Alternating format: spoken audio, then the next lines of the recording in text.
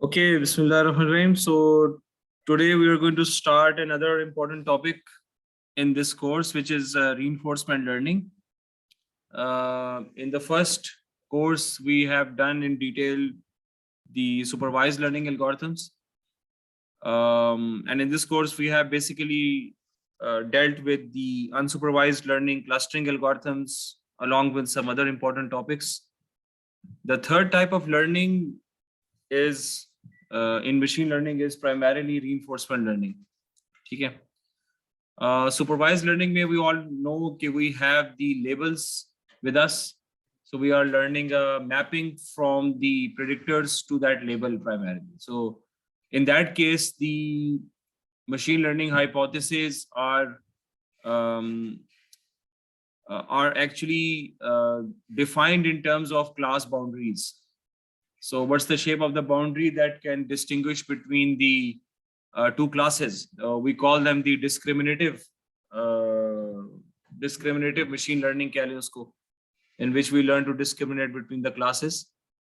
So in that domain, we have several algorithms which are becoming quite famous now, and they are from the bagging and boosting domains, random forest and XGBoost, along with SVM and logistic regression.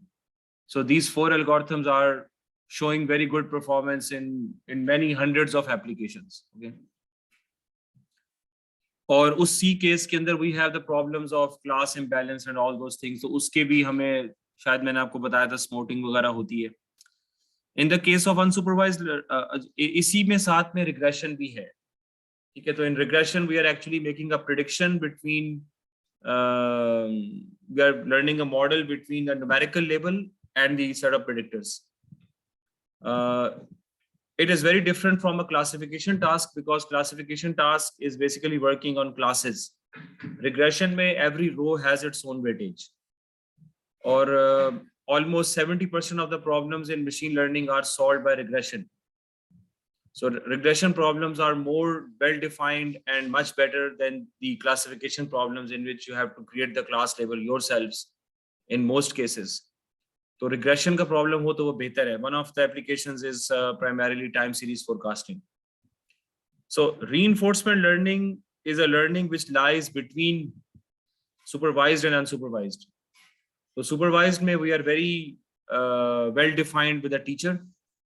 In the case of unsupervised learning, we don't have a teacher. We don't have any labels. We don't have any guidance. और हम सिर्फ algorithm को data दे देते हैं कि you have to make sense of that somehow. So in the case of machine learning, sense बनाने का मतलब ये है कि आप data को group कर दें. That's the only sense we can make out of data. इसका जो main application है, that is primarily customer understanding or the customer relationship management के अंदर you can form clusters of customers. लेकिन unfortunately ज़्यादातर जो tools हैं वो cluster analysis के ऊपर नहीं based. They are just based on several attributes. उन्हीं को play करके लोग जो हैं वो फिर customers को समझने की कोशिश करते हैं manually. So cluster analysis की अपनी बहुत सारी applications हैं. Reinforcement learning lies between supervised and unsupervised. Okay. So आप इस तरह कह लें कि you don't have a teacher. You don't have a teacher like के जो आपको ये बताए कि इसका लेबल 1 है, इसका लेबल 0 है, ठीक है, या इसका लेबल -1 है, इसका लेबल 1 है. You don't have any teacher like that, but and ऐसा भी नहीं है कि कोई गाइडेंस है ही नहीं. It's not that कि कोई गाइडेंस नहीं है. There is guidance, but it is not very well defined. सही है. So reinforcement का मतलब ये होता है कि to strengthen something. Reinforcement का मतलब क्या होता है? What does the word reinforcement mean? To strengthen something. किसी चीज को reinforce करना, जैसे कि आर्मी कहीं लड़ने गई है and they ask you to send reinforcements. That means कि you are sending more troops so that they can fight along with the army. So reinforcement learning में उसी तरह का concept है कि I'm not giving you a label for each row, but I'm going to tell you कि तुम काम सही कर रहे हो या सही नहीं कर रहे. Are you moving in the right direction or not? ये मैं आपको बता सकता हूँ. ठीक है. So that is basically reinforcement learning. तो इसकी हम डिटेल अब देखते हैं कि किस तरह ये काम चलता है। So in the domain of reinforcement learning, पहली चीज तो ये है कि there has to be an environment. Environment का क्या मतलब? एनवायरनमेंट का मतलब ये है कि something in which you can do take an action. अब जैसे for example this room is an environment and I am taking an action, I am talking all the time, ठीक है, at every time stamp I am talking and you guys are listening. और मेरे बात करने से room की जो configuration है, जो उसकी स्टेट है, वो चेंज हो रही है। क्या चेंज हो रही है? कि आप लोगों की समझ में चीजें आ रही हैं, सही है, कि I am talking and you are understanding, I am talking, you are listening और अंडरस्टैंडिंग। तो when I am doing an action, then it is having an impact on the environment, the environment is changing, सही है। इसी जैसे कि ये AC है, हम इसका वो बार बार हम इस्तेमाल करते हैं, ठीक है, तो व्हाट इज चेंजिंग कि इसकी बैटरी ड्रेन हो रही है, सही है। इसी तरह आप एक रोबोट को कंसिडर करें कि रोबोट को आपने कमरे में डाल दिया कि अब तुम just learn how to navigate around the room. तो रोबोट क्या करेगा कि robot has the power to take an action, सही है। रोबोट को छोड़े, एजेंट आप उसको कहें, आजकल हम उसको एजेंट कहते हैं, ठीक है। तो any agent in any scenario who has to learn something, not through supervised learning or through unsupervised learning, because the aim here is not to learn or predict anything. हमारा मकसद ये नहीं है कि हम कोई चीज प्रिडिक्ट करें और उसको हम उसकी एक्यूरेसी निकालें, ये हमारा मकसद नहीं है। हमारा मकसद ये है कि agent has to achieve a goal, ठीक है, agent has to achieve an objective. For example the agent has to navigate around the room to reach the next door. एक कमरे से उसको गुजरना है, रोबोट को अपना खुद नेविगेशन निकाली, उसको नहीं पता कि मैं किस तरह गुजरूंगा। अब उसने उस चीज को सीखना है, ठीक है, इट हैज टू लर्न। तो the problem formulation in reinforcement learning is very different from supervised and unsupervised, or for that matter probabilistic inference, जो आजकल हम देखते रहे हैं। आज तक हमने देखा है, जो भी काम किए हैं, स्टैटिस्टिकल डिस्टेंसेस हमने देखे, वो एक लर्निंग के सिनेरियो में था। यहाँ पर जो है उसको लर्निंग इसलिए कह रहे हैं क्योंकि the agent has to learn. An agent can be any piece of software, not necessarily a robot or an automatic car made by Google. Agent can be anything that is within an e-commerce system. अब e-commerce system में आपका एक agent बैठा हुआ है और उसने ये सीखना है कि मैंने जो है अपने यूजर को कौन से प्रोडक्ट्स दिखाने हैं। This is not a predictive problem, right? I can model that as a predictive problem, लेकिन जितने प्रोडक्ट्स आपके पास हैं, हजारों प्रोडक्ट्स हैं, और जितना बड़ा यूजर का प्रोफाइल है, maybe the predictive problem will not work. दूसरा मसला मशीन लर्निंग का ये होता है कि machine learning does not act in real time. Machine learning जो है वो रियल टाइम में तो लर्न नहीं करती ना। मशीन लर्निंग तो आप डेटा उठाते हैं 3 साल का, आप बैकग्राउंड में जाके लर्न करते हैं, फिर आप रियल टाइम उसको डिप्लॉय करते हैं। जब आपने मशीन लर्निंग मॉडल को अपडेट करना है, again you have to do that in the background, you can't update the model in real time. So there is no real time machine learning. There might be a near real-time machine learning, but उसकी भी accuracy आपकी in most cases expected to be compromised. Because machine learning is a thing that you do on the side over a period of 3 to 4 weeks with a lot of concentration. You can't just do machine learning in real time. Reinforcement learning, on the other hand, is something which can be done in real time. So an agent is sitting inside an e-commerce system और real time में आपके पास लोग आ रहे हैं, मतलब मैं आया, मैं दोबारा नहीं आया, खत्म, ठीक है, और हर रोज कोई नया बंदा आ जाता है। तो अगर मैं एक हार्ड कोडेड मॉडल बना लूं कि भाई अगर बंदा आता है, कोई मेल्स आएंगे तो उनको ये दिखा दो, फीमेल्स आएंगी तो उनको ये दिखा दो, that's not going to work. You have to look at the location, you have to look at their age, you have to look at their status, you have to look at what they are browsing at that time, and then start recommending products. So we need an agent which is able to learn in real time and or adapt in real time. And there is in fact no real time learning. Reinforcement learning में भी आपको पहले से background में कुछ train करना पड़ेगा, फिर आप उसको डाल दें, लेकिन reinforcement learning में the system is definitely going to learn in real time. इसके पास ऐसे एल्गोरिथम्स हैं जो रियल टाइम में अपने आप को अडेप्ट करेंगे. गलतियां भी होंगी लेकिन वो फौरन अडेप्ट कर जाएगा, तो you don't have to program the system to learn in the background. तो ये कुछ डिफरेंसेस हैं, ठीक है। तो you are not having any posterior prediction और एक्यूरेसी, और you don't have to learn any machine learning hypothesis here. There is no probability distribution. Yes, probability distribution concept यहाँ भी आएगा, यहाँ भी आएगा। In fact, one of the latest algorithms in reinforcement learning is the application of MCMC methods, or that idea in fact कि जो जिसकी base के ऊपर वो रन करता है, ठीक है। तो अब सवाल ये करना चाहिए आपको कि अगर if we are not predicting, then what we are doing? Machine learning में तो हम आउटपुट पे प्रेडिक्शन कर रहे हैं ना, we are predicting something, right? If you are not predicting, then what we are doing? So we are learning a strategy.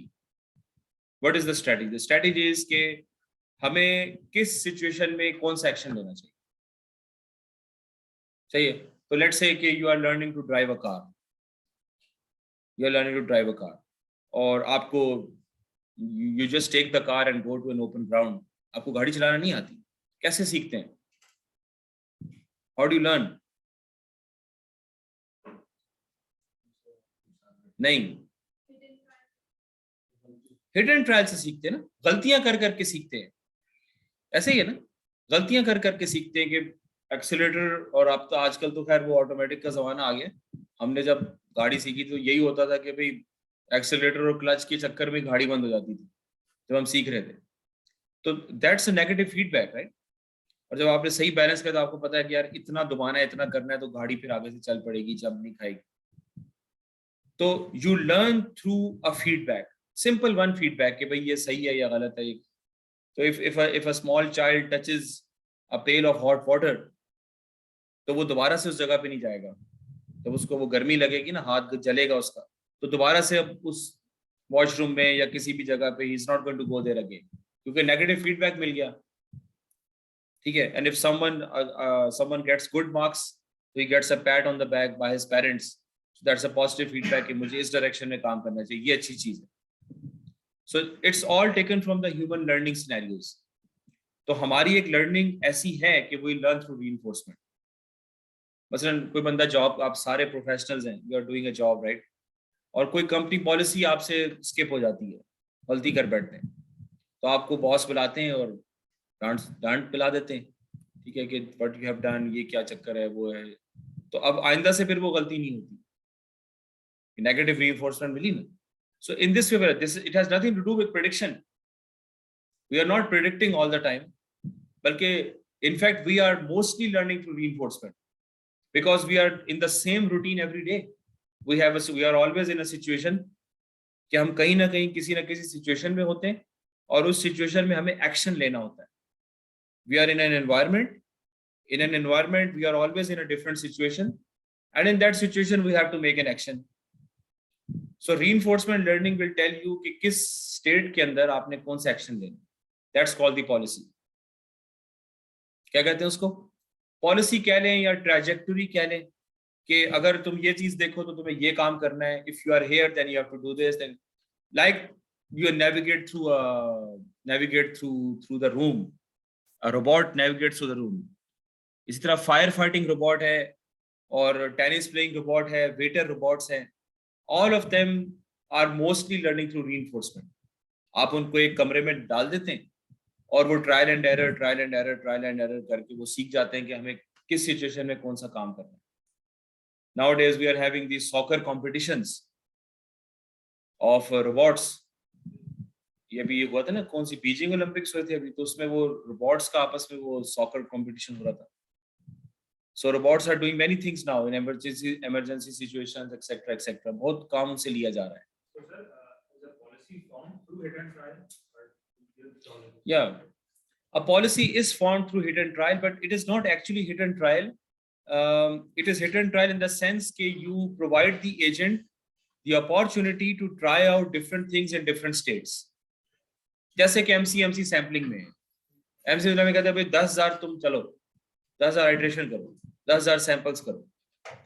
अब उसके अंदर 10,000 सैंपल्स के अंदर क्या है कि it is able to try out different values at different time. So वो all possible जो paths हैं उसको explore कर लेता है. So, sir, policy basically constraint. Yes, a policy constrains us through a reward function. That is where we say कि हम supervised और unsupervised के बीच में खड़े हैं. ठीक है, हम आपको क्लास लेवल नहीं दे रहे.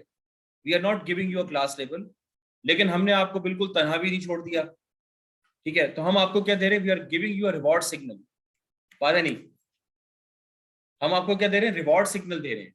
रिवॉर्ड सिग्नल क्या होता है? रिवॉर्ड सिग्नल ये होता है कि भाई अगर एक सिचुएशन में agent is going to do something good, let's say कि रोबोट जो है वो उधर पहुंच गया, दूसरे दरवाजे तक पहुंच गया या करीब पहुंच गया, तो करीब पहुंचने में क्या है, वो अपना मकसद हासिल करने लगा है, तो हम उसका रिवॉर्ड क्या करेंगे?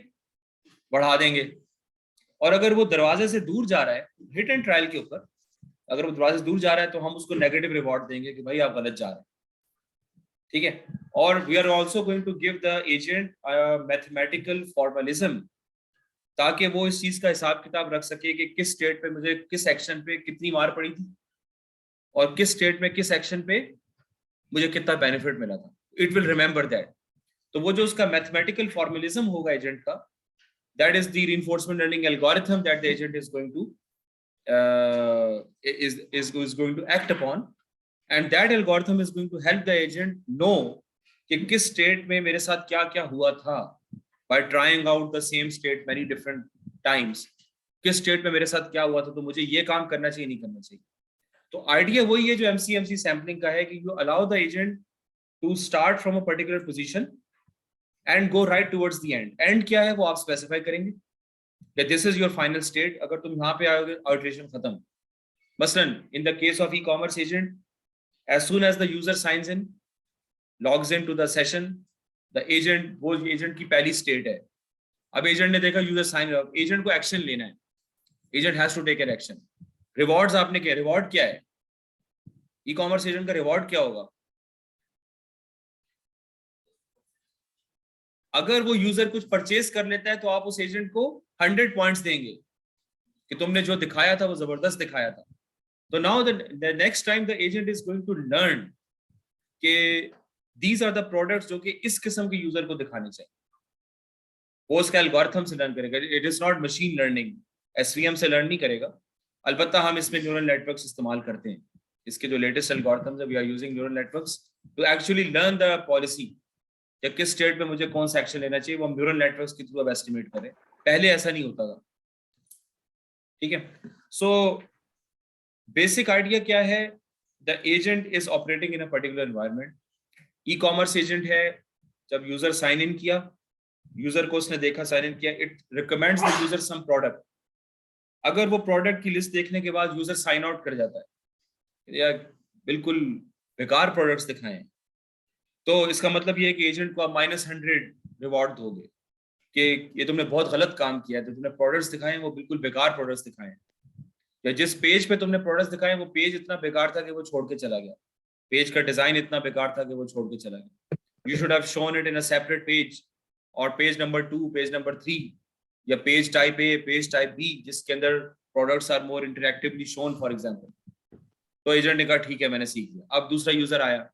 अब एजेंट ने क्या किया कि उसको अवॉइड किया जो पहले उसने शो किया, कोई और प्रोडक्ट रिकमेंड किया. तो पता चला यूजर ने ब्राउजिंग शुरू कर दी इन प्रोडक्ट्स की. अब एजेंट को हमने थोड़ा सा +10 रिवॉर्ड दे दिया. फिर एक पेज पे उसने बहुत ज्यादा टाइम गुजारना शुरू किया, हमने उसको +50 रिवॉर्ड और दे दिया. फिर उसने परचेज का बटन क्लिक किया तो हमने उसको +90 रिवॉर्ड दे दिया.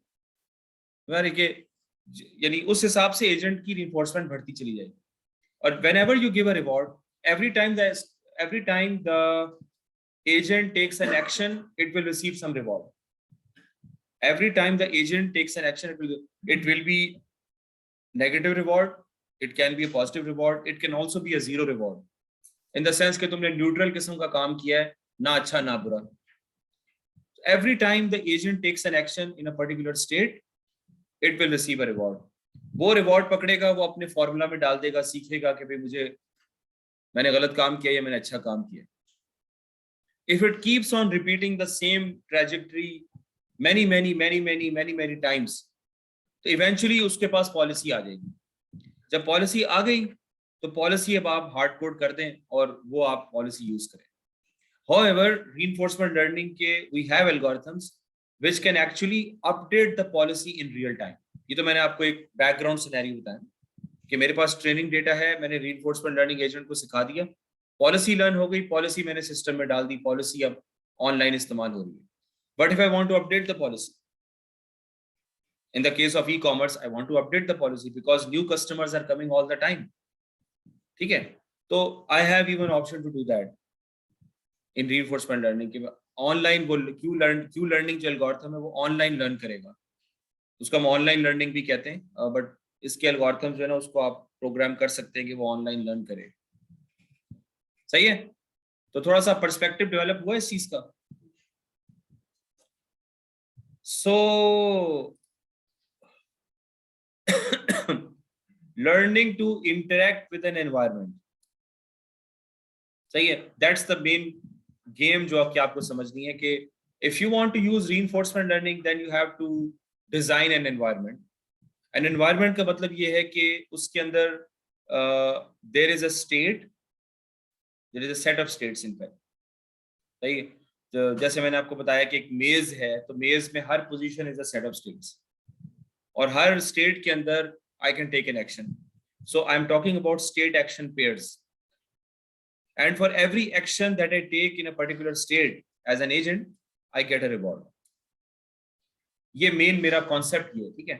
और मेरा मकसद क्या है कि ऑब्वियसली ये मैं सबेशन कर रहा हूँ, आई एम सबिंग द रिवॉर्ड्स, मुझे अभी तक कितना मिला है टोटल, राइट। तो for different iterations I have rewards, total rewards हैं, और मैं टोटल रिवॉर्ड्स को सम करके देख रहा हूँ कि मुझे उस आइटरेशन में कितने रिवॉर्ड्स मिले हैं। लेकिन my aim is to learn a policy which maximizes the total reward. That's the बात है, that's the whole game, ठीक है कि I can try out different things at different times, लेकिन I have to take only those actions which are going to lead me towards the goal, और ये वो actions होंगे जो मुझे maximum reward दे रही हैं। तो if you maximize the total reward, automatically that means that you have learned the policy. So the goal is to learn which action should I take in which state. बस ये हमारा काम, किस state में मैंने कौन सा एक्शन लेना है, ये हमारा मकसद है, ये हमारा गोल। सही है, प्रॉब्लम डिजाइन करना ये आपका काम है। स्टेट क्या होगी, what will be the state, what will be the action, what will be the reward function, what will be the reinforcement learning algorithm, all of this has to be determined by you. Learn क्या करेगा वो algorithm का काम। So this kind of thing is used extensively. अच्छा ये मैं आपको दिखा दूं, ये है basically, तो an agent is there. Agent does not mean, it means any piece of software basically, ठीक है। It is interacting with an environment. Agent has no knowledge of what the environment is doing. Agent को ये पता नहीं है कि environment के अंदर क्या हो रहा है। Let's say कि आप किसी, I've given you this example several times before, you go to a new country for 1 week, you check into a hotel, और अब आपको जाना है, बल्कि चले लेट्स से आप 3 महीने के लिए जाते हैं, तो आपको ये देखना है कि लॉन्ड्री कहाँ पर है, खाने की अच्छी चीजें कहाँ से मिल जाती हैं, हलाल कहाँ से मिलता है, ठीक है, लोग पाकिस्तानी लोग कहाँ पर रहते हैं, कुछ नहीं पता आपको, किसी ने गाइडेंस थोड़ी की है कि उसका नंबर ये। अब आप क्या करते हैं, आप एक्सप्लोर करते हैं। That's what you do, right? You explore. At the same time, you also exploit. Exploration also, exploitation क्या है कि you are going from Pakistan and someone told you यार उस रोड के ऊपर एक पाकिस्तानी रहता है, ठीक है, तो आप पहुंचे और आप उस रोड पे पहुंचे और आप उस पाकिस्तानी के पास गए और आपने उससे दोस्ती कर ली, बस आप अपने फिर काम में मसरूफ हो गए। You did not explore anything else. जो उसने कहा वो आपने मान लिया, तो ये you are exploiting your current situation. You are being myopic, near sighted, आप जैसे कहते हैं ना, तंग नजर हो रहे हैं आप, ठीक है, कि आप सिर्फ अपने करीब करीब देख रहे हैं कि क्या हो रहा है, बस यार ये बंदा करीब में रहता है, इससे मैं पूछ लेता हूँ, काफी है। You are not exploring कि मैं और कहाँ जा सकता हूँ, what are the other options I have. So the agent basically learns a balance between exploitation and exploration. क्योंकि एजेंट को एक मिसाल है कि let's say कि I'm searching for some treasure and the treasure is let's say 500 meters away. 500 meters away. सही है. There is, if I go straight towards the treasure, there is a large hole in the ground. So मैं कहता हूँ कि नहीं यार वो मुझे नजर आ रही है treasure, so I will go there. But if I go straight, I will fall down.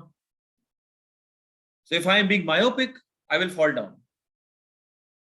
ठीक है कि वो मुझे नजर आ रही तो मैं चलता जाऊं तो मैं गिर जाऊं. लेकिन if I go away from the treasure, in the long run, that is going to take me towards the goal.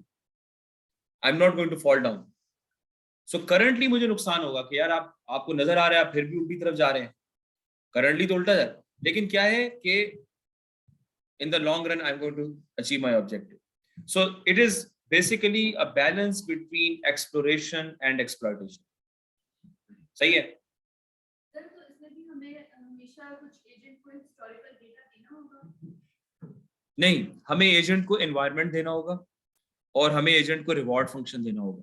और अगर कोई ऐसा एनवायरनमेंट है जिसके बारे में हमें कुछ नहीं पता, फॉर एग्जांपल हम एजेंट को मार्स पे भेज रहे हैं, तो हम उसको किस तरीके से करेंगे, उसको हम रिवॉर्ड. देखिए ऐसा नहीं है कि कुछ नहीं पता. जो उन्होंने जो मार्स के जो रोवर्स बनाए हैं, they have the images of Mars, many thousands of images probably before they designed those machines.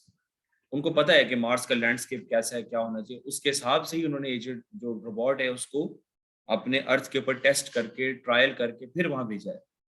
ऐसा थोड़ी कि वो उन्होंने अपनी तो बना दिया. उसकी ट्रेनिंग करके भेजा है. वो प्रॉब्ली जिससे भी किया है, RL से किया है, जिससे भी किया है, लेकिन that robot has learn through training data.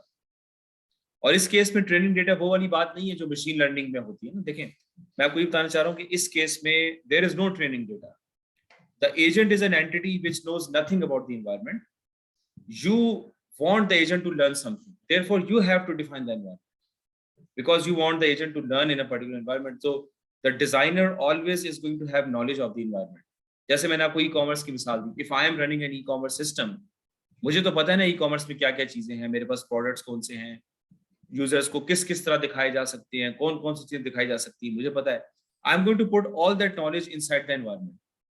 when I program the agent is absolutely clueless about the environment. Agent का सिर्फ एक काम है.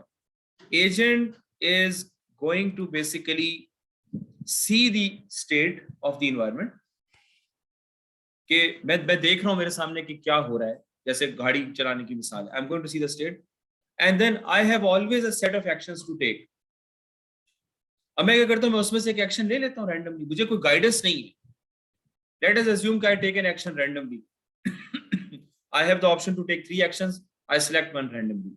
यूनिफॉर्म डिस्ट्रीब्यूशन का कह लें या जैसा भी कह लें, रैंडमली मैंने सेलेक्ट कर लिया. ठीक है. अच्छा, जब मैंने वो एक्शन लिया तो the every action is going to change the state of the environment. जाहिर सी बात है, आप देखें ना, आप कोई भी मसलन मैंने ये फोन उठाया तो एनवायरनमेंट की स्टेट चेंज हो गई कि फोन हवा में आ गया. तो any time you take any action the state changes. आपके पास चाकू है, आपने उससे फल काटा, स्टेट चेंज हो गई. चाकू गंदा हो गया, फल कट गया. सही है. तो any action you take changes the state. ये नॉर्मल ह्यूमन बिहेवियर की एक मिसाल है. ठीक है. तो एजेंट ने एक स्टेट देखी एनवायरनमेंट की और अपने हिसाब से एक्शन ले लिया. उसको ये नहीं पता कि एनवायरनमेंट के अंदर क्या है. Agent has no knowledge of the environment. जी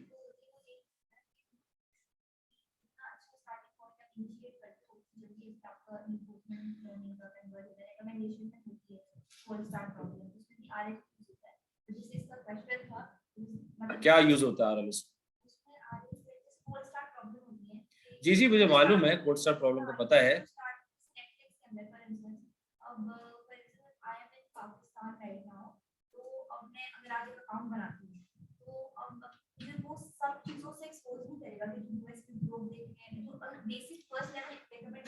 हाँ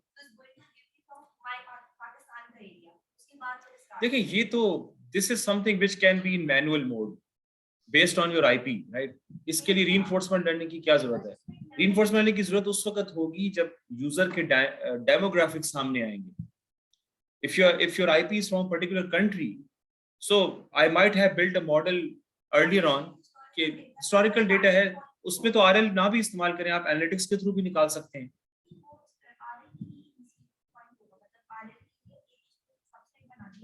हाँ ठीक है. हाँ, ई कॉमर्स के सिनेरियो में यस यू कैन से कि वो है।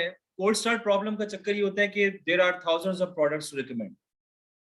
तो हम एजेंट को हम ये एक्सपेक्ट नहीं कर सकते, अगर एजेंट जो है बिल्कुल बिल्कुल ही कुछ नहीं जानता प्रोडक्ट्स के बारे में, तो उसको तो मेरे ख्याल में 6 महीने लग जाएंगे पॉलिसी सीखने में। तो कोल्ड स्टार्ट प्रॉब्लम का मतलब ये होता है कि हम एजेंट को कुछ इनिशियल नॉलेज दे देते हैं, जिसकी वजह से वो थोड़ा सा वो जैसे वार्म अप पीरियड और बर्न इन पीरियड जो आप लोग पढ़ते आए हैं, वो ये उस तरह की चीज है, ठीक है। लेकिन बेसिक आइडिया जो है ना उसको आप बस समझने के whenever you agent has no knowledge of the environment, unless के नॉलेज आपने खुद दे दिया जो उसके है, लेकिन अंदर से उसको कुछ नहीं पता, agent sees the state, then agent sees the state of the environment, it takes an action, action changes the state, and the agent receives a reward. ठीक है, तो I see the state, I take an action, my state changes, and I also receive a reward. अब मैंने नई state को लेना है और मैंने रिवॉर्ड को लेना है, and then I am going to learn के मुझे क्या करना चाहिए था, क्या नहीं करना चाहिए था, ठीक है। इट्स लाइक किस तरह इसको कहें कि जैसे आप एक गेम सीखते हैं ना, when you download a new game, first person shooter game whatever, तो यू डोंट नो कि ये जो इसके जो बॉट्स हैं उनका क्या एक्शन है, which of the bot is more clever, which is less clever. So जब आप 5-6 दफा मारे जाते हैं फिर आप सीख जाते हैं कि इस बंदे से कैसे डील करना है। That is the whole scenario जो कि यहाँ पर हो रहा है। तो you interact with an environment, you play a game, आप एनवायरनमेंट के अंदर चले जाते हैं, you have no knowledge of the environment. लेकिन when you start playing in that environment, you start to get the knowledge कि मुझे इस एनवायरनमेंट में कैसा बिहेव करना चाहिए, and eventually you start to play high level games, expert level games, सही। So you get two things, the new state, अगर आप मर गए तो नेगेटिव रीइंफोर्समेंट मिली, and you get the reward for that. New state पता चलती, reward, उससे आप सीख जाते हैं, ठीक है। So that's the thing here. और with limited human training, what does that mean?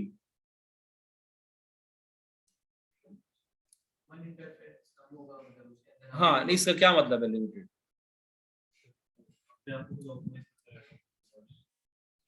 Reward signal, ये जो रिवॉर्ड आप दे रहे हैं ना कि +100, -100, -90, this is actually not supervised learning, लेकिन एक लिमिटेड किस्म की लर्निंग है। एक तरह से आप कह लेंगे it's a type of feedback, पर it is not supervised learning. तो इसलिए उसने कहा है कि लिमिटेड ह्यूमन ट्रेनिंग। और ह्यूमन ट्रेनिंग में आप वाली बात भी आ सकती है कि आपने पहले से उसको कुछ नॉलेज दे दिया हो, ठीक है। So it was mostly used in robots, games, process, any process control, in fact, कि how should I behave in an environment. जी, It's limited because one kind of interaction with the environment, whenever an agent does that, it will receive a response. That response will be rewarded forever. So it doesn't, if it does the same action again, doesn't need the response. So it knows what's going on. हाँ, या बिल्कुल आप इस तरह कह लें कि once it receives a reward, it remembers, वो एक्सपीरियंस रिमेंबर कर देगा। हम तो भूल जाते हैं ना, तो सीधे साधे लोग होते हैं मुझ जैसे, वो भूल जाते हैं कि भाई ये हुआ था, वो हुआ था, बस कहानी चल रही है, चलने दो, ठीक है। जो ज्यादा होशियार लोग होते हैं, they remember the history. So I have seen this here also in कुछ फैकल्टी मेंबर्स हैं, so they remember वो 3 महीने पहले मीटिंग में ये बात हमने डिसाइड की थी, मुझे याद भी नहीं होता कि मीटिंग हुई थी, because I have other things that erases that history, ठीक है। So where the right thing is not obvious, ये वो supervised learning की कहानी है कि you don't know कि मैंने उसने, अभी हम एग्जांपल देंगे तो आपको समझ में आ जाएगा।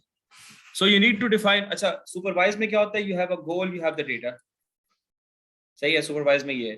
reinforcement learning में you have a goal and again you have the data, but the dynamics are different in the sense कि you have this, you are getting the reward and you have to learn through reward is the reinforcement, तो reinforcement के through आपने learn करना है। तो what is it that you have to learn? सीखना क्या है हमने? मैंने क्या बताया था अभी तकरीबन 15-20 मिनट पहले? हाँ, पॉलिसी का क्या मतलब है? किस स्टेट में कौन सा एक्शन लेना चाहिए, that's what I have to learn. किस स्टेट में कौन सा एक्शन लेना चाहिए, तो वो मैं कैसे सीखूंगा? Through the reward signal basically. और जो मेरा एल्गोरिथम है, it is going to be that algorithm. It is going to give me a policy which is going to maximize the expected reward that I can receive in the long run, not the expected reward which I can receive immediately. जैसे quiz में पास हो जाओ, final में fail हो जाओ, ये भी तो एक गलती है ना। क्विज में पास हो जाओ, फाइनल में फिर फेल हो जाओ, और अभी आप बेशक क्विज छोड़ दें, लेकिन आखिर में जाके फिर इतनी जान मारी कि भाई सबके आगे, सबसे आगे निकल गए। So we are all doing the same things. We are always balancing between exploration and exploitation. ठीक है, तो एजेंट इसी तरह सीखता है।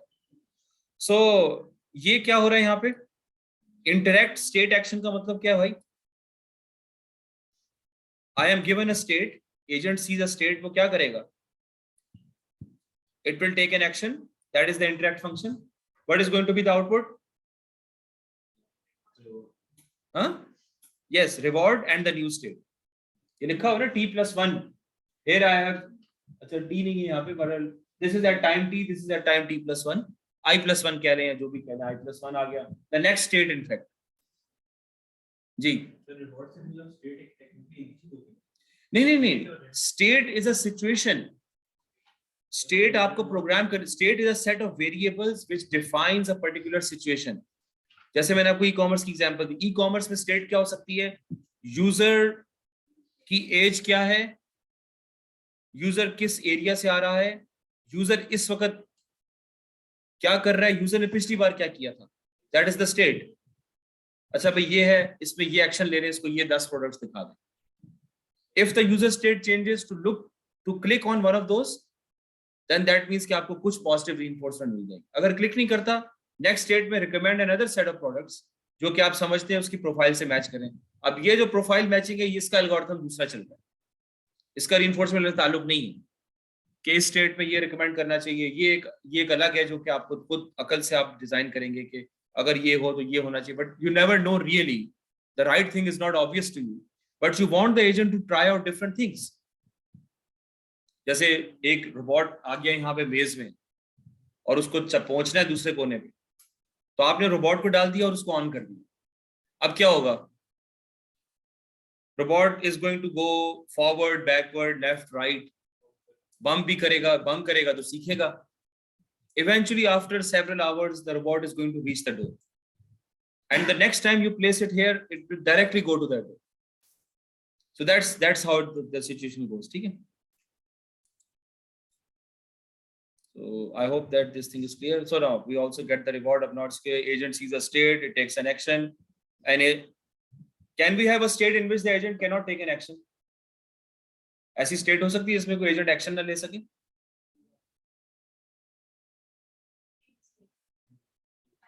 The final state. बीच में you have to define something. At least if you don't think कि देखिए प्रॉब्लम कहाँ पे आएगा, जहां पे एक से ज्यादा एक्शन अवेलेबल है। अगर एक्शन एक ही अवेलेबल है तो लर्निंग की बात ही नहीं, बस वो एक एक्शन है, वो ले लो। जैसे आपने क्लिक कर दिया बाय, उसने कह दिया बाय, अब बाय के बाद तो उसने बाय ही करना है ना, उसके बाद तो there is no option for the agent to अब उसको वो प्रोडक्ट्स रिकमेंड करना शुरू कर दे। भाई उसको आप खामोश हो जाओ, उसने खरीद ली आपकी चीज। So there could be situations in which you don't have to take any action, ठीक है?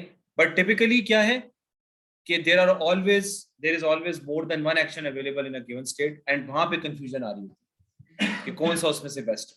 ठीक है?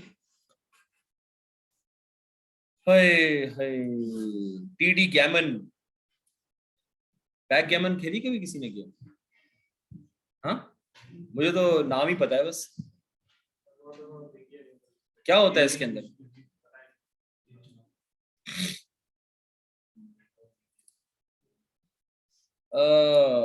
In this case, it's a board game. TD Gammon is the name of a reinforcement learning algorithm which learns to play backgammon. और ये इसने it has beaten all the world players etc etc. ठीक है? जान हो रही थोड़ा सा। So in this case, in the case of backgammon, the state represents the different boxes on the board. Or in each box, we know we can take an action. Like ludo भी आप खेल रहे हो तो wherever you are you can take an action, ठीक है, either you will be killed and your piece goes inside or you will go to the some like 2 steps ahead 3 steps ahead depending कि वो dice के ऊपर क्या result आए। और reward obviously ये कि विन या लूज आप that's the thing कि उसके हिसाब से आप अपना रिवॉर्ड फंक्शन डिजाइन करेंगे। So TD actually stands for temporal difference. Temporal difference is one of the algorithms for reinforcement learning. पुराना है but it's very useful. It's one of the online methods जो कि हम इस्तेमाल कर सकते हैं। So it uses a neural network with 80 hidden units initialized to random weights to learn the policy. Select the move based on network estimate and shallow search. इसकी तफसील अभी मैं आपको मजीद आपको भी थोड़ी समझ में आ जाएगी। अभी आप बस ये याद रखें कि you are actually inputting the state of the board into a neural network.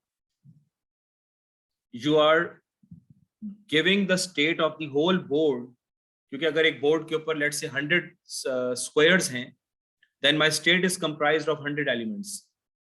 ठीक है, क्योंकि जब भी आप एक्शन लेंगे तो बोर्ड की स्टेट चेंज हो जाएगी। समझ में आ रही बात की? तो every time your piece moves on the board the state changes. तो the state is defined by the whole board जिसके अंदर 100 स्क्वायर्स हैं फॉर एग्जांपल, ठीक है।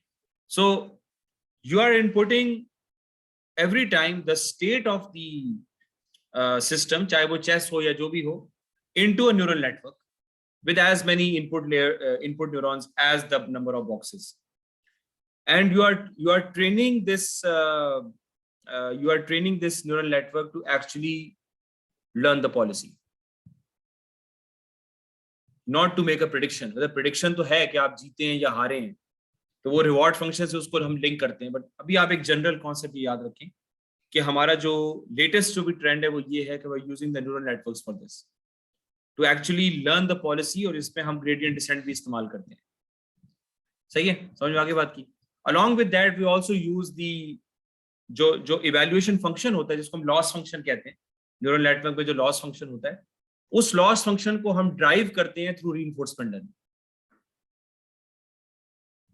उस जो loss function हमने ऑप्टिमाइज करना होता है ना, we have to maximize the total reward that the agent gains। तो वो मैक्सिमाइजेशन फिर हम न्यूरल नेटवर्क के आउटपुट पे कर रहे होते हैं और उसके हिसाब से ग्रेडियंट डिसेंट चलाते हैं। You get the point? समझ में आ रही बात की? तो रीइंफोर्समेंट लर्निंग के मैथ्स को इस्तेमाल करके हुए we play with the evaluation function और the loss function and then update the weights and biases accordingly so that the agent learns कि मुझे किस बोर्ड स्टेट के अंदर कौन सा एक्शन लेना चाहिए। सही है, समझ में आगे बात की? अभी और क्लियर हो जाएगा। अभी आप एक तो सिंपल एग्जांपल्स देखें ना तो फिर आपको समझ में आ जाएगी। पता नहीं, इसको तो रीइंफोर्समेंट लर्निंग कहते हैं। एक्टिव लर्निंग, ऑनलाइन लर्निंग को नेक्स्ट क्लास में हम डिटेल में करेंगे इंशाल्लाह। ऑनलाइन लर्निंग भी एक पूरा डोमेन है, अभी बेसिक्स को समझ लें फिर इंशाल्लाह ताला देख लेंगे इसको, ठीक है। 1.5 million games of training competitive with world class players. So it has up to now played 1.5 million games, और उन गेम्स के अंदर क्या है कि इतना सीख गया है कि अब शायद ही कोई जीत सके, ठीक है। So that's the TD gammon. So ये तो इक्वेशन तो आप लोगों को अब समझ में आ जाएगी। I will come back to this later, ठीक है। मैं आपको ये बात बाद में बताता हूँ, बल्कि फर्स्ट इनफैक्ट डीप माइंड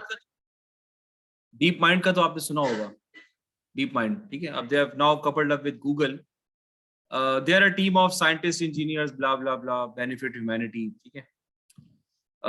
इनका कहना ये है कि हम बेसिकली अब स्टैंडर्डाइज करना चाहते हैं चीजों को इंटेलिजेंस के हिसाब से ना, एआई के हिसाब से हम स्टैंडर्डाइज करना चाह रहे हैं।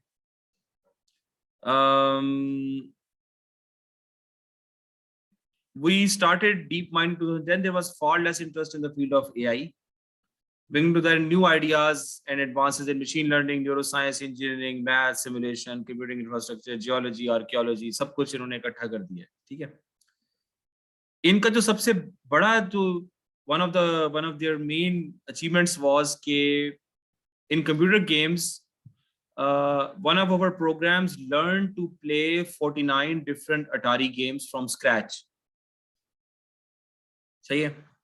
Just from seeing the pixels and score on the screen. कि अभी तक मेरा स्कोर कितना हुआ है और इस वक्त सिचुएशन क्या है. So the screen actually is divided into pixels. Each pixel becomes a part of a state. So one screen is one state. So every time something changes, a state changes. So that is how they learn. Okay, this is the situation, this is my score, do this. This is my situation, this is the score, do this. ठीक है? So यहाँ पर जो आप देख रहे थे, this is exactly that. It's learned to play against many, around 50 games. So raw pixels are input into a hidden layer, and it is going to the output the probability of moving up. अब देख रहे हैं कि the neural network is helping you determine the action. कि its neural network is going to learn non-linear mapping, right? सही है. तो non-linear mapping के अंदर वो क्या कर रहा है कि it is actually mapping a given input to an action. कि इसमें तुम्हारी probability moving up कितनी है, इसकी इतनी है. समझ में आ रही है कि if I have let's say 4 neurons and I have 4 actions, I have output पे 4 neurons हैं. तो through the reward function, I can tell this neuron कि तुमने सही मुझे action बताया कि नहीं बताया. मेरी बात समझ में आ रही?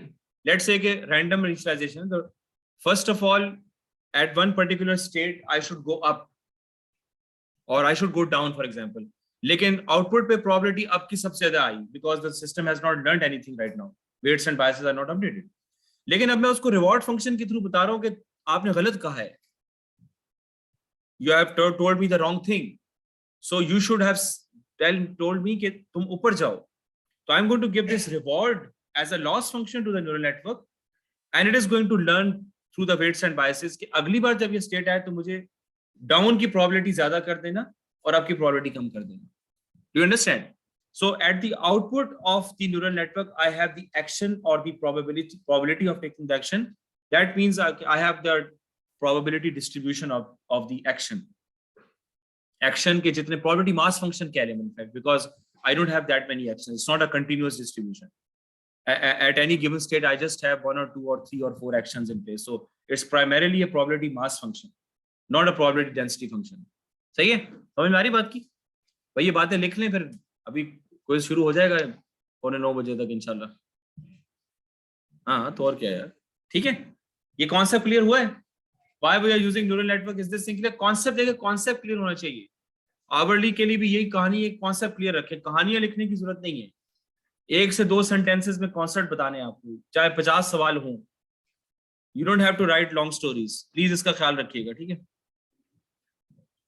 स्टेट क्या है? Raw pixels. एक्शन क्या है? Valid moves. Reward is the game score. क्या अभी तक तुम्हारा इतना स्कोर है? अब अगर तुमने मुझे डाउन का आपका कह दिया, मैं आप किया तो स्कोर मेरा और कम हो गया. अभी तक मेरा इतना ही स्कोर है, तो I will give you a negative reward. You take a negative reward and then don't suggest me the same action again in that situation. Now, चलें, अब कोई बंदा मुझे बताए कि न्यूरल नेटवर्क का दूसरा फायदा क्या है यहाँ. न्यूरल नेटवर्क क्यों? Why neural network? Just because it learns a non-linear mapping?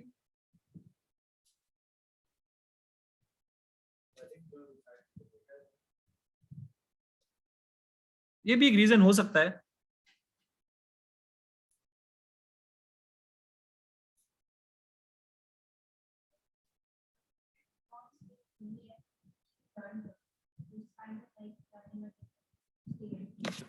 वो तो हम SVM में भी लर्न करवा सकते हैं.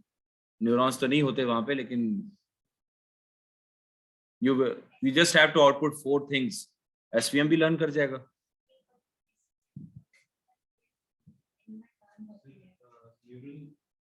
तो क्या होगा? आपका कहना ये है कि लर्निंग अच्छी हो जाएगी. इट्स जी, actually this is part of deep reinforcement learning. Actually होता ये है कि इससे पहले आप कन्वोल्यूशन डालते हैं.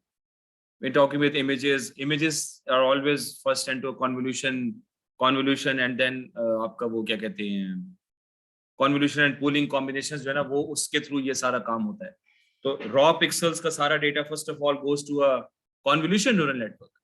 कॉन्वोल्यूशन न्यूरल के बाद ये जो हिडन लेयर है that is actually the hidden layer at the end जो कि फुली कनेक्टेड नेटवर्क की होती है. So this is called deep reinforcement learning, and this has been driven by the deep learning revolution basically. वरना पहले जब मैंने पीएचडी में आरएल पे काम किया था क्विज का नामो निशान नहीं था कि हम न्यूरल नेटवर्क्स को इस्तेमाल करें रीइंफोर्समेंट लर्निंग के अंदर. At that time it was not there. Algorithms भी काफी सिंपल थे. मैं आपको अपना काम दिखाऊंगा, उसमें देख लीजिएगा आप. सही है. तो is this idea is clear, right? It's a very innovative idea और आजकल बहुत सारे पेपर्स डीप रीइंफोर्समेंट लर्निंग पे आ रहे हैं.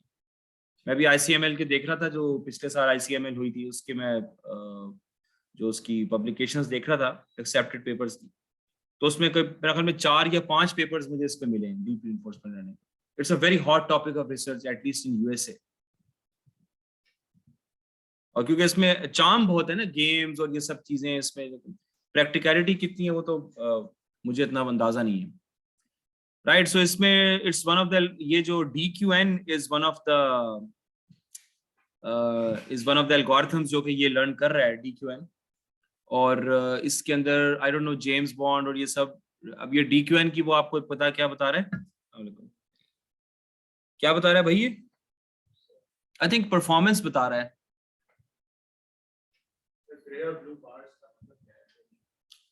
जो ग्रे बार्स हैं वो grey bars are representing the linear learner.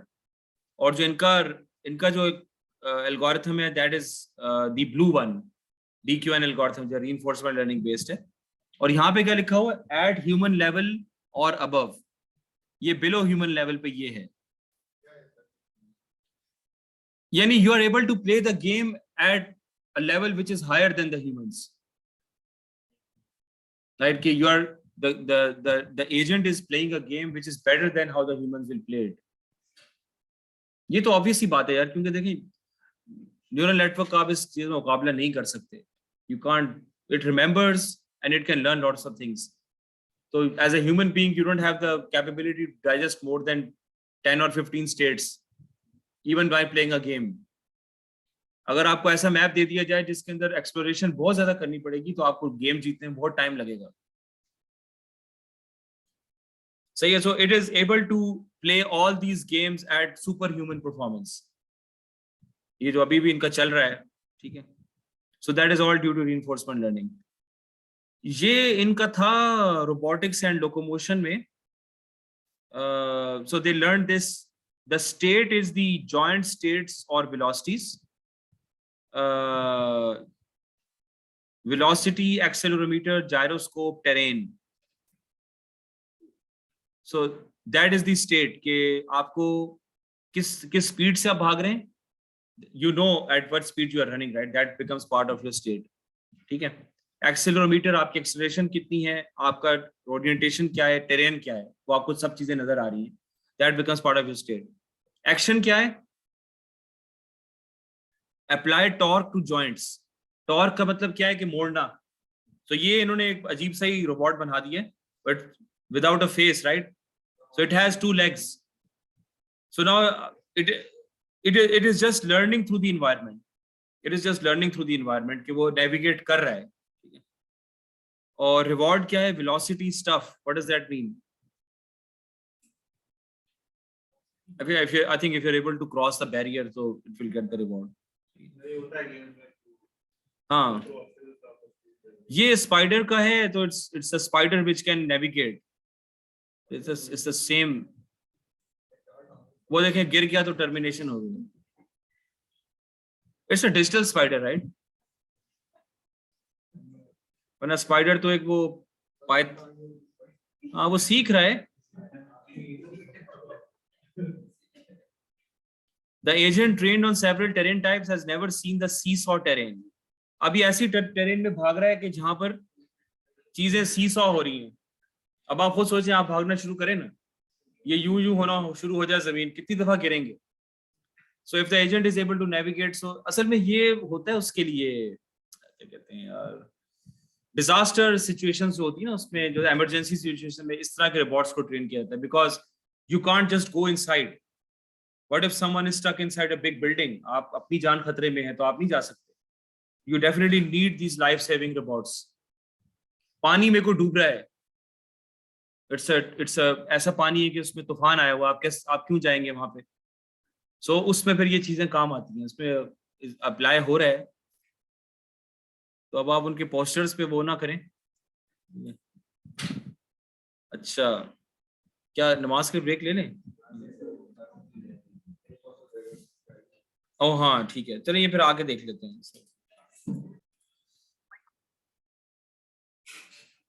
So we saw this. तो इसके अंदर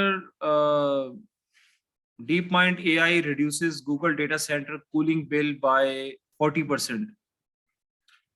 So anybody knows about this?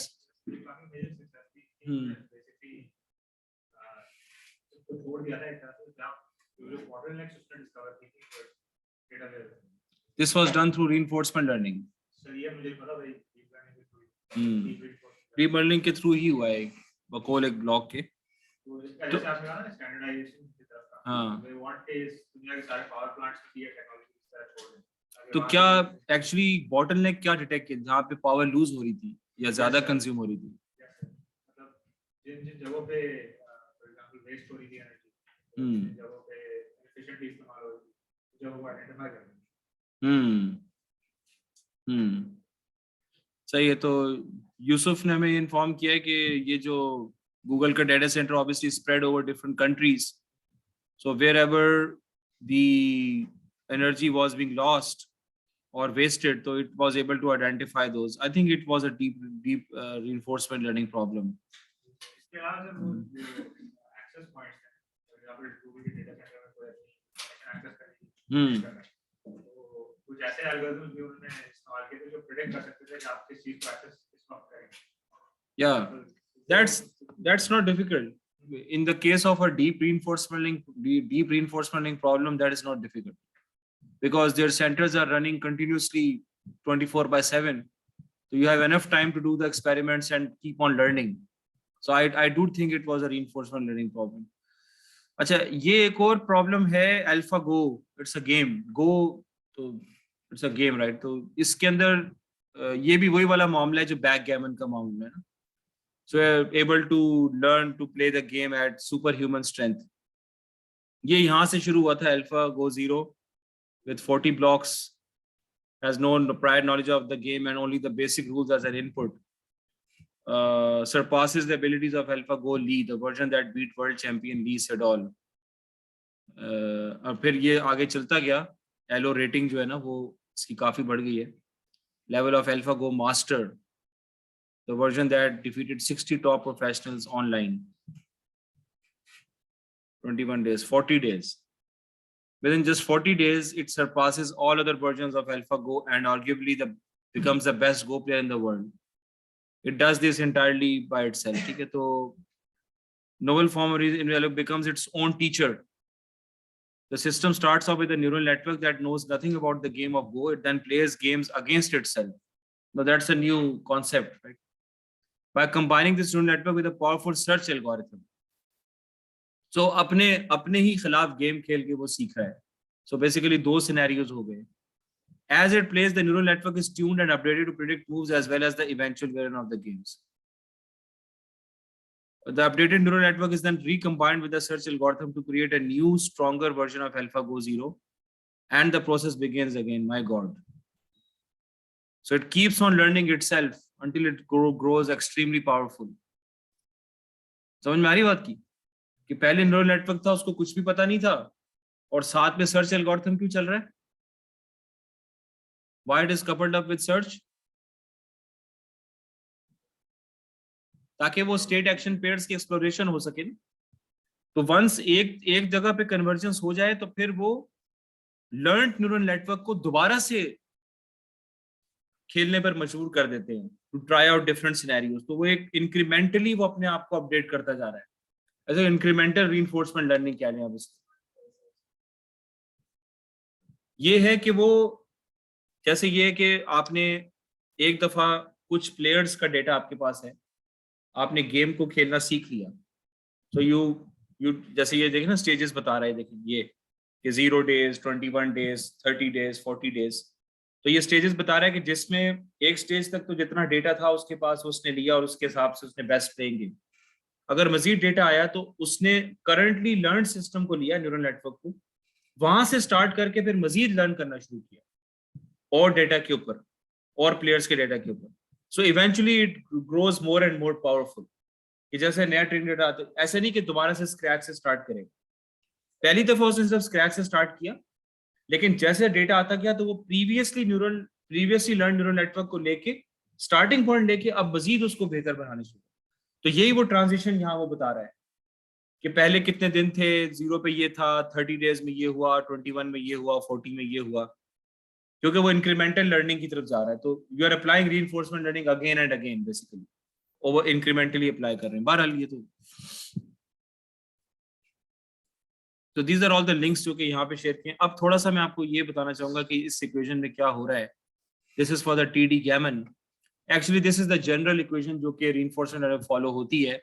सो ये तो वही आपका, ये तो आपको पता चल गया होगा ना, this is pretty simple right. Weight update rule है, तो प्रीवियस वेट इन्होंने WT को यहाँ कर दिया, actually it should be on the other side. तो इट्स द सेम थिंग जैसा आप लेना चाहें इसको। सॉरी, जी जी जी जी। Reinforcement learning is also T represents the time when you update, when you receive a reward. So the next timestamp is when you receive a reward. That's the thing, ठीक है। So alpha is the learning rate, क्योंकि वो तो आपके पास होता ही है। ये जो है YT+1 and YT वर्ड, ये क्या होगा, गैस कर सकते हैं?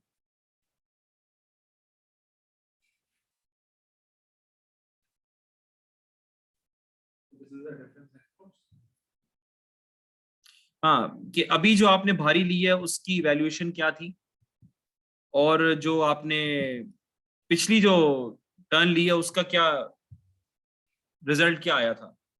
रिवॉर्ड का ये वो है, अभी कितना रिवॉर्ड मिला है और पिछली बार कितना रिवॉर्ड मिला था, उन दोनों को आपने सब्ट्रैक्ट किया है, ठीक है। यहां पे क्या है, व्हाट इज दिस,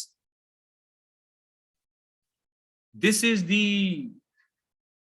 समेशन और द एक्सपेक्टेशन आप कह लें of the total reward that you have received up to now. इसको आप इस तरह कर लें, k = 1, अभी तक आपको कितना रिवॉर्ड मिल चुका है, YK जो है कितना रिवॉर्ड अभी तक आपको मिल चुका है, यानी since you started the iteration अभी तक कितना रिवॉर्ड है उसको आप सम कर रहे हैं, ठीक है। लैम्डा जो है ना वो basically is the most important parameter in reinforcement learning, इसको याद रखिएगा। Lambda basically is exploration versus exploitation. अगर लैम्डा 0 होगा तो it is only exploiting what you are looking at right now. अगर लैम्डा 1 होगा तो it is going to remember everything that you have learned up to now. कि अभी तक जितना भी कुछ आपने सीखा है starting from the first iteration, वो सब चीजों को कंसिडर करेगा। जैसे लिखा है ना k = 1 to t, तो समेशन तो आप शुरू से करेंगे, लेकिन लैम्डा की वैल्यू आपको बताएगी कि आप पिछले जितनी लर्निंग आपने की है उसका कितना कंट्रीब्यूशन आप लेंगे। इसको आप लॉजिक इंट्यूटिवली सोच लेना कि आपने एक एजेंट को ये सिखाना है कि तुम्हें किस स्टेट में कौन सा एक्शन लेना चाहिए। Every time you take an action, you receive a reward. Now, how will you use the reward for learning? आप अपने आप को देखिए, मैं एजेंट हूं, मैं कैसे लर्न करूंगा, मुझे हर कदम के ऊपर कोई रिवॉर्ड मिल रहा है। What will I do? And I have to learn कि मुझे किस स्टेट में कौन सी एक्शन लेना चाहिए, मैं उस रिवॉर्ड को कैसे इस्तेमाल करूंगा।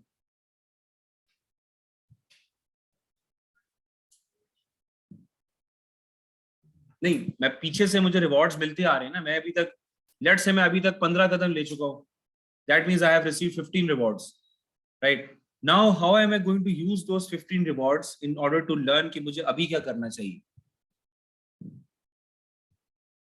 इसको इंट्यूटिवली सोचेंगे क्या होगा इसका जवाब।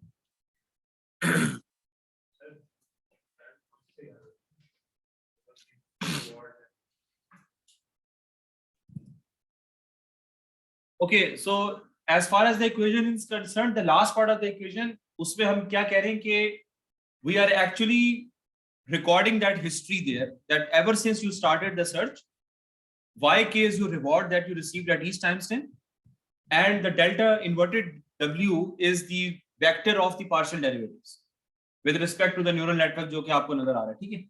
Now I am saying कि how much of the previous history I am going to remember in updating the weight for the current time stamp.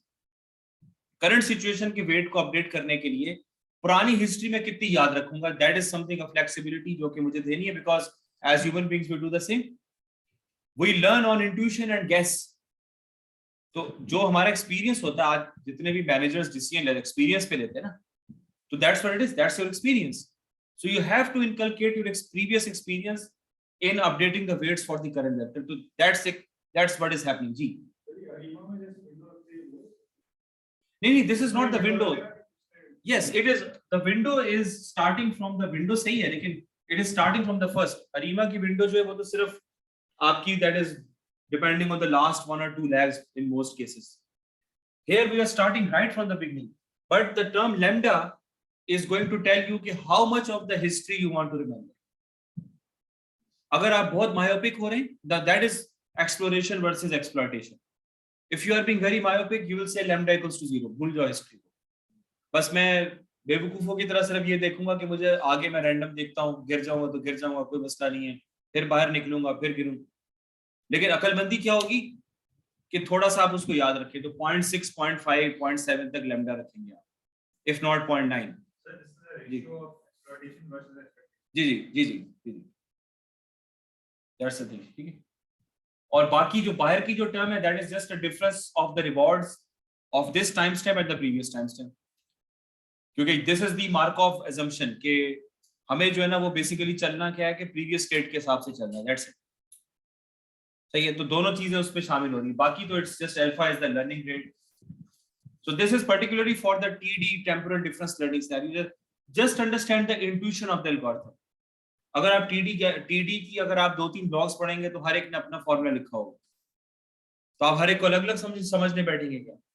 आप इंट्यूशन समझ लें उसकी कि हाउ थिंग्स आर वर्किंग, बस दैट्स इट. आवरली में भी यही होगा, आपसे इंट्यूशन पे सवालात होंगे, ठीक है. So now let's proceed ahead with something more interesting. Okay, ये तो हो गया, this was all done. So in this case, the learning how to beat humans at hard games where the search space is too big. Here again, the state is the. अब ये देखें कि यहाँ पे you can see the different squares, and all the squares together form one state, depending कि उसके ऊपर black और blue, white कितने हैं. तो all of them together, black plus white together. अब इसमें देखें यहाँ पर भी ये तो हो रहा था ना, ये यहाँ पर जो था ये black and white together. So that is representing one state. कि सेकंड प्लेयर का कितने हैं, मेरे कहाँ पर हैं, किस जगह पर हैं. तो ये पूरी board at any time stamp represents one state. So you can imagine the possibilities, ठीक है. खास तौर पे इमेज डेटा के अंदर तो आप खुद सोच लें कितनी स्टेट्स होंगी. बहरहाल alpha go action again the valid moves कौन कौन से हैं, ये मैं आपको चार्ट दिखा सकता हूँ. Far surpasses human supervised learning, and this is the same chart that we just saw. Algorithm learn to outplay humans at chess in 24 hours. तो ये हम अब अकल से जरा बात समझ में नहीं आती, क्या जरूरत है ऐसी चीजें बनाने की भाई, ठीक है. पुराने जमाने अच्छे थे, सादगी थी. बहरहाल डिलेड रिवॉर्ड, अब शाबाश इसके मुझे मतलब बता देना है, सब चीजें एक्सप्लेन कर दी. What do you mean by delayed reward?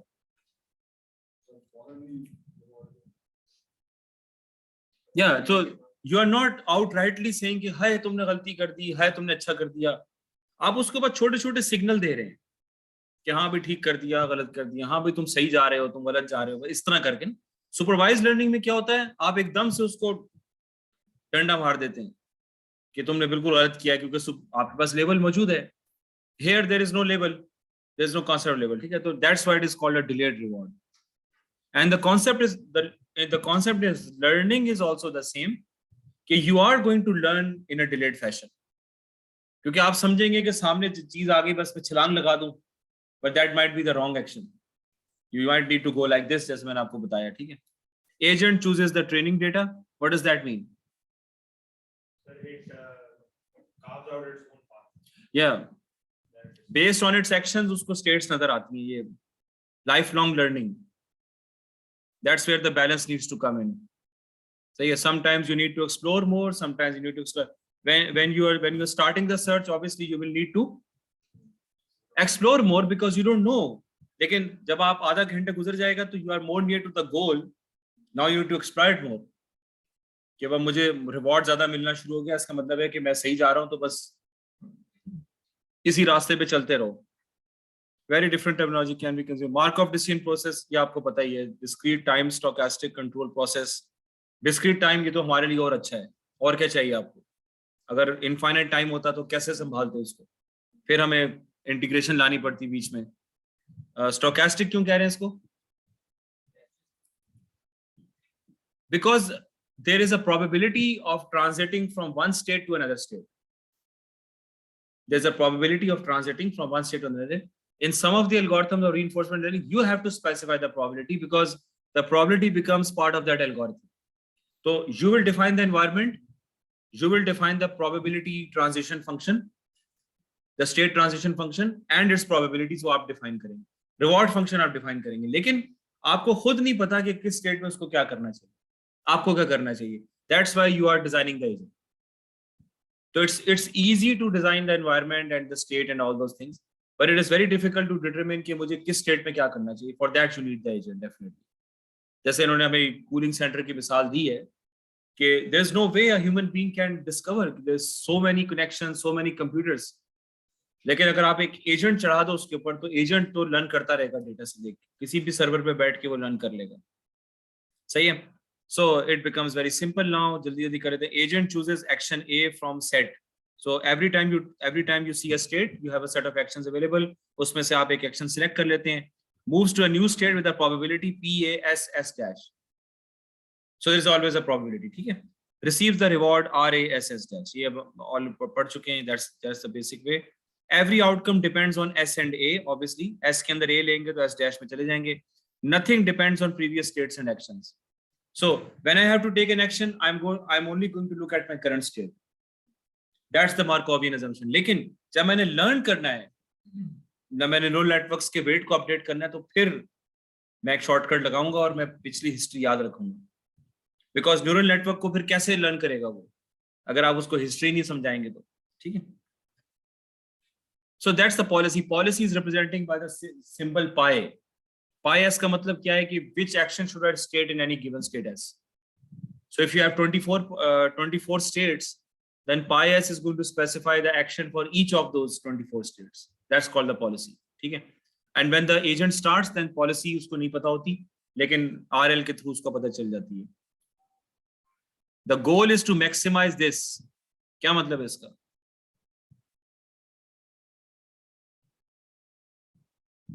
Maximise the reward. भाई ये तो शुरू में हमने बात की थी कि टोटल रिवॉर्ड सबसे ज्यादा मिलेगा मुझे. डायरेक्ट पाथ से नहीं मिल सकता, हो सकता है घुमा के मिल जाए, but I have to maximize the trajectory और मैक्सिमाइज द पॉलिसी और acquire the policy which maximizes the total reward. कि overall from the starting position to the end position I should have the most reward. That is the policy that I want. और ये आपको भी नहीं पता होगा, आपको भी नहीं पता होगा. अगर लेट से आप एक प्रॉब्लम डिजाइन करते हैं जिसके अंदर 1500 स्टेट्स हैं, there is no way you can define the policy manually. आपको एजेंट चाहिए होगा उसके लिए. ठीक है.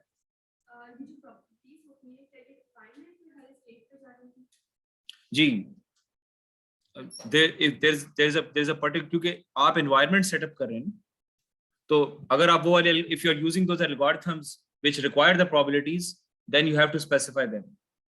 If the algorithm update rule requires a probability, then you have to specify the probabilities. Just say, for example, there's an algorithm called policy iteration. Policy iteration में it's a model based reinforcement learning scenario.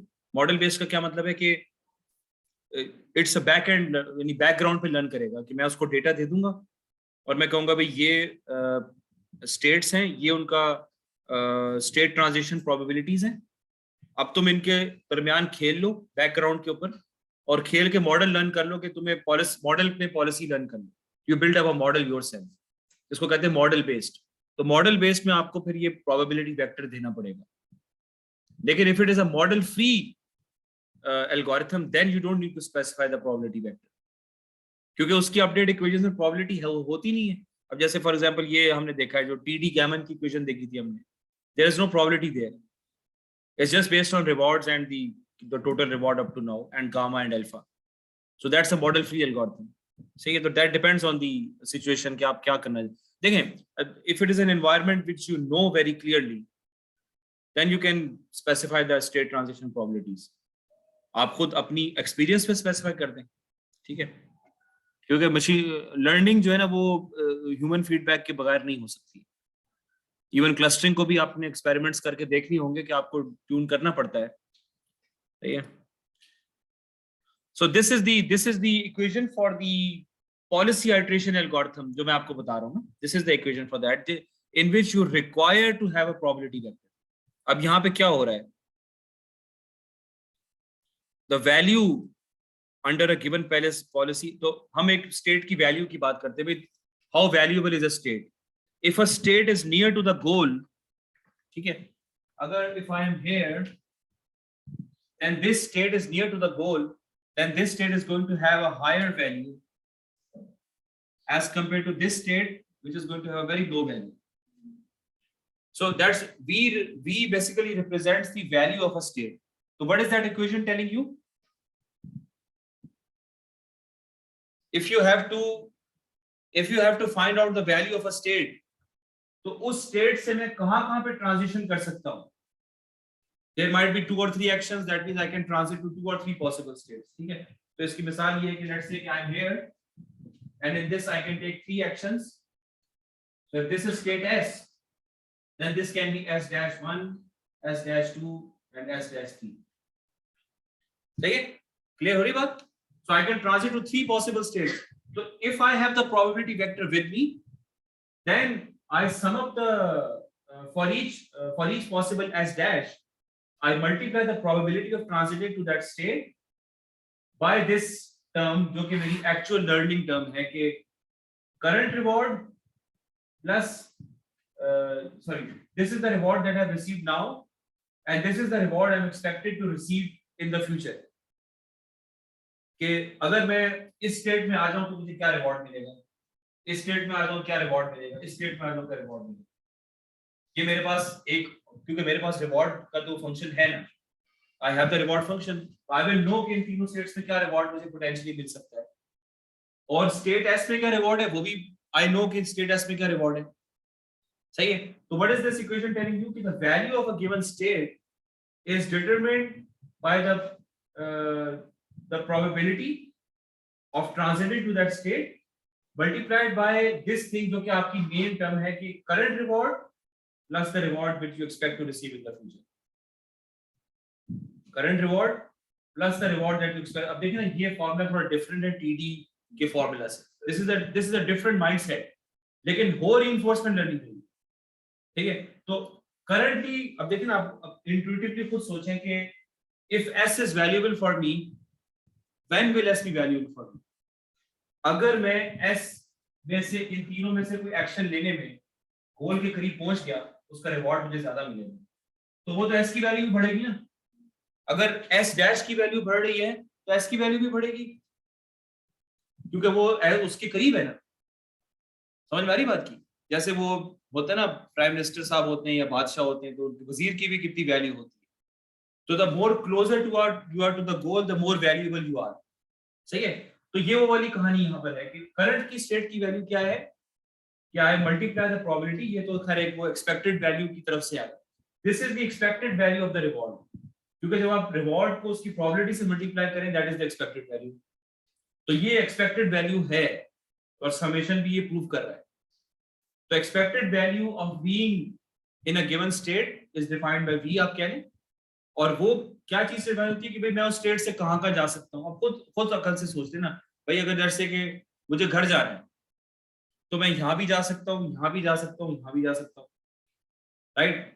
लेकिन इस path की probability ज्यादा है तो मेरे यहाँ खड़े होने की प्रोबेबिलिटी बढ़ जाएगी, अगरचे ये दो पाथ्स की वैल्यू कम है, इधर जाने की वैल्यू कम है, इधर जाने की वैल्यू कम है, यहाँ जाने की वैल्यू बहुत ज्यादा है क्योंकि रास्ता ही यही है बाहर। तो ये मेरी करंट स्टेट में जितना दरवाजे के करीब होगा उतना ही मेरी स्टेट वैल्यूएबल होती चली जाएगी। ये वो उस तरह का वो इस तरह की सेंस है, ठीक है। So this is the actually the algorithm which is value iteration या policy iteration का algorithm है. आप इसकी बेसिक बस वो सेंस याद रखिए. अभी हम बहुत डिटेल में नहीं जा सकते, वरना इसके लिए तो आपको पूरा कोर्स चाहिए एक.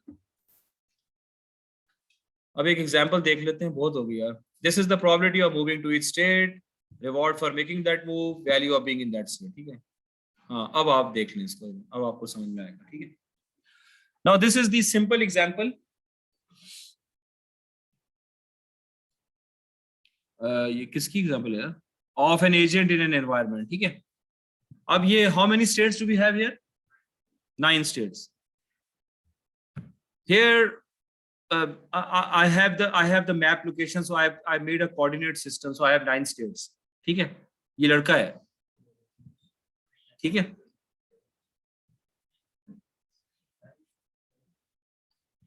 ठीक है. So तलाल please.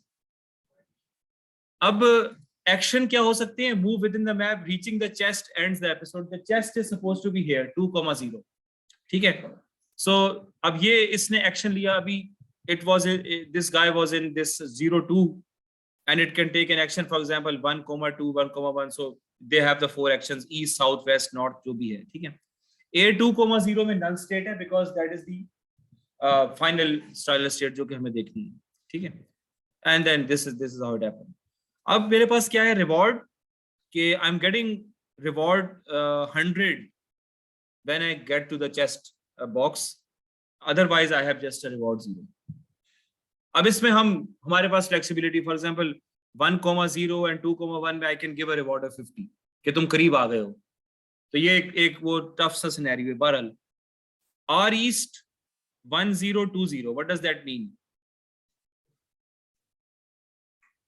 Yeah, so R east 10, from 10 I'm going to 20, so for that I'm getting reward 100. obviously बात है. ठीक है. ऊपर उधर. and from 21 to 20 again I'm getting reward 100. otherwise star comma star I'm getting a reward of 0. so there are only 2 situations in which I can get a reward of 100. ठीक है. ये वो आपको डिस्क्राइब कर रहा है. so now we get this reward like this. ठीक है. अब now I'm talking about a policy. pi s policy learn करनी है. ठीक है. सो 0,0 पे मैं हूं. पॉलिसी मुझे कहती है south, right. So I go south, I go to 0,1. 0,1 पे वो कह रहे हैं east, and if I am in 0,2 again east. तो policy specifies the action for every state. ठीक है. Let's say this is the policy आपके सामने आ गई. ठीक है. North north etcetera etcetera. अब and this is the final game obviously, and this too के हर एक के लिए उसने बता दिया कि कहाँ जाना चाहिए. now I have to evaluate it because the agent can try out different policies at in during the course of its learning. ये क्या है? what is happening here? why I plus 1.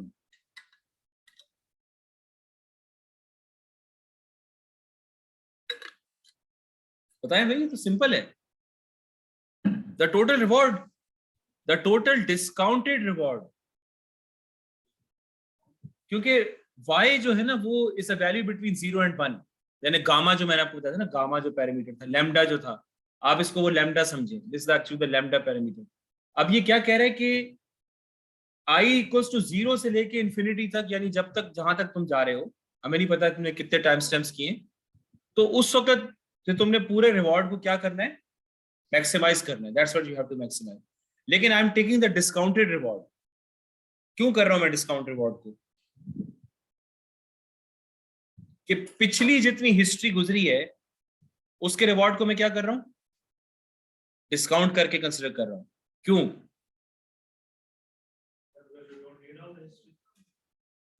I don't want to rely on everything I have seen previously.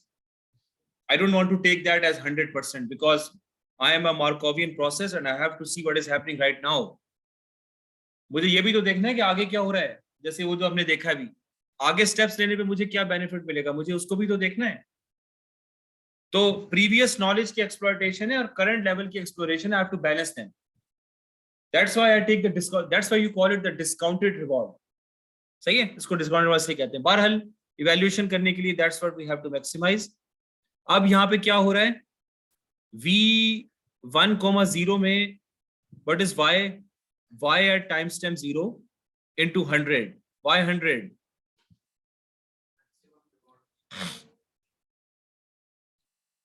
From 1,0 I should go east. ये policy मुझे ये बता रही ना. So obviously I'm going to get a reward of 100. ठीक है. So ये value state की हो गई, तो that is 100. कंसिडरिंग कि y को मैंने 1 लिया हुआ है, y को 1 लिया हुआ है फिलहाल. ठीक है. अच्छा 1,1 में क्या रिवॉर्ड है? मुझे वो करना है ना. 1,1 में अब देखिए ना, रिवॉर्ड कैलकुलेट हो रहा है टुवर्ड्स द गोल का. तो पहले क्या आ गया? y0 into 0, क्योंकि 1,1 में तो मेरे पास रिवॉर्ड 0 है, प्लस y1 into 100, क्योंकि यहां से मैं कहाँ जा सकता हूँ? 1,1 से मैं सिर्फ नॉर्थ जा सकता हूँ, यहाँ जा सकता हूँ. तो नॉर्थ जाने के लिए तो मुझे कोई रिवॉर्ड नहीं मिलेगा, लेकिन उसके बाद राइट जाने के लिए रिवॉर्ड मिलेगा. तो टोटल रिवॉर्ड अगेन 100 हो गया. 50, why 50? May be y1 is 0.5. हाँ, तो y1 को 0.5 हम क्यों करेंगे? क्योंकि हम पुराना डेटा देख रहे हैं. अच्छा, गामा इक्वल्स टू 0.5 है. अच्छा 0.5 टू द पावर 0,1 हो गया. ठीक है, तो 0.5 आपने रखा हुआ इसको. ठीक है, 0.5 हो गया, सही है. फिर से इक्वल टू 50. अच्छा, अब 0 0 में क्या आएगा? 0 0 0 100. सो ये टोटल कितना आ गया आपका? मूव टू, ये देखें सही है ना, समझ में आ रही है? अगर आप 0,0 की वैल्यू निकालना चाह रहे हैं तो ये है 0,1 पे जाओ, फिर 1,1 पे जाओ, फिर 1,0 पे जाओ, और आखिर में फिर 2,0 पे जाओ, all the way up to the goal policy valuation के अंदर. ठीक है. So that is equal to 12.5. Obviously goal से जितना दूर होंगे वैल्यू उतनी कम हो जाएगी. ये तो सिंपल फॉर्मुलिज्म. हाँ, अब इतना सिंपल फॉर्मुलिज्म है समझाने के लिए. अच्छा, policy could be better in these places. Why? या 0 0 से डायरेक्टली 1 0 पे वो जा सकता है, जल्दी पहुंच जाएगा गोल पे. तो पॉलिसी कुड बी बेटर. तो current policy is not that ideal.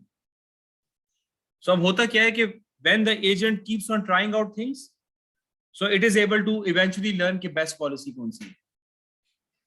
Right.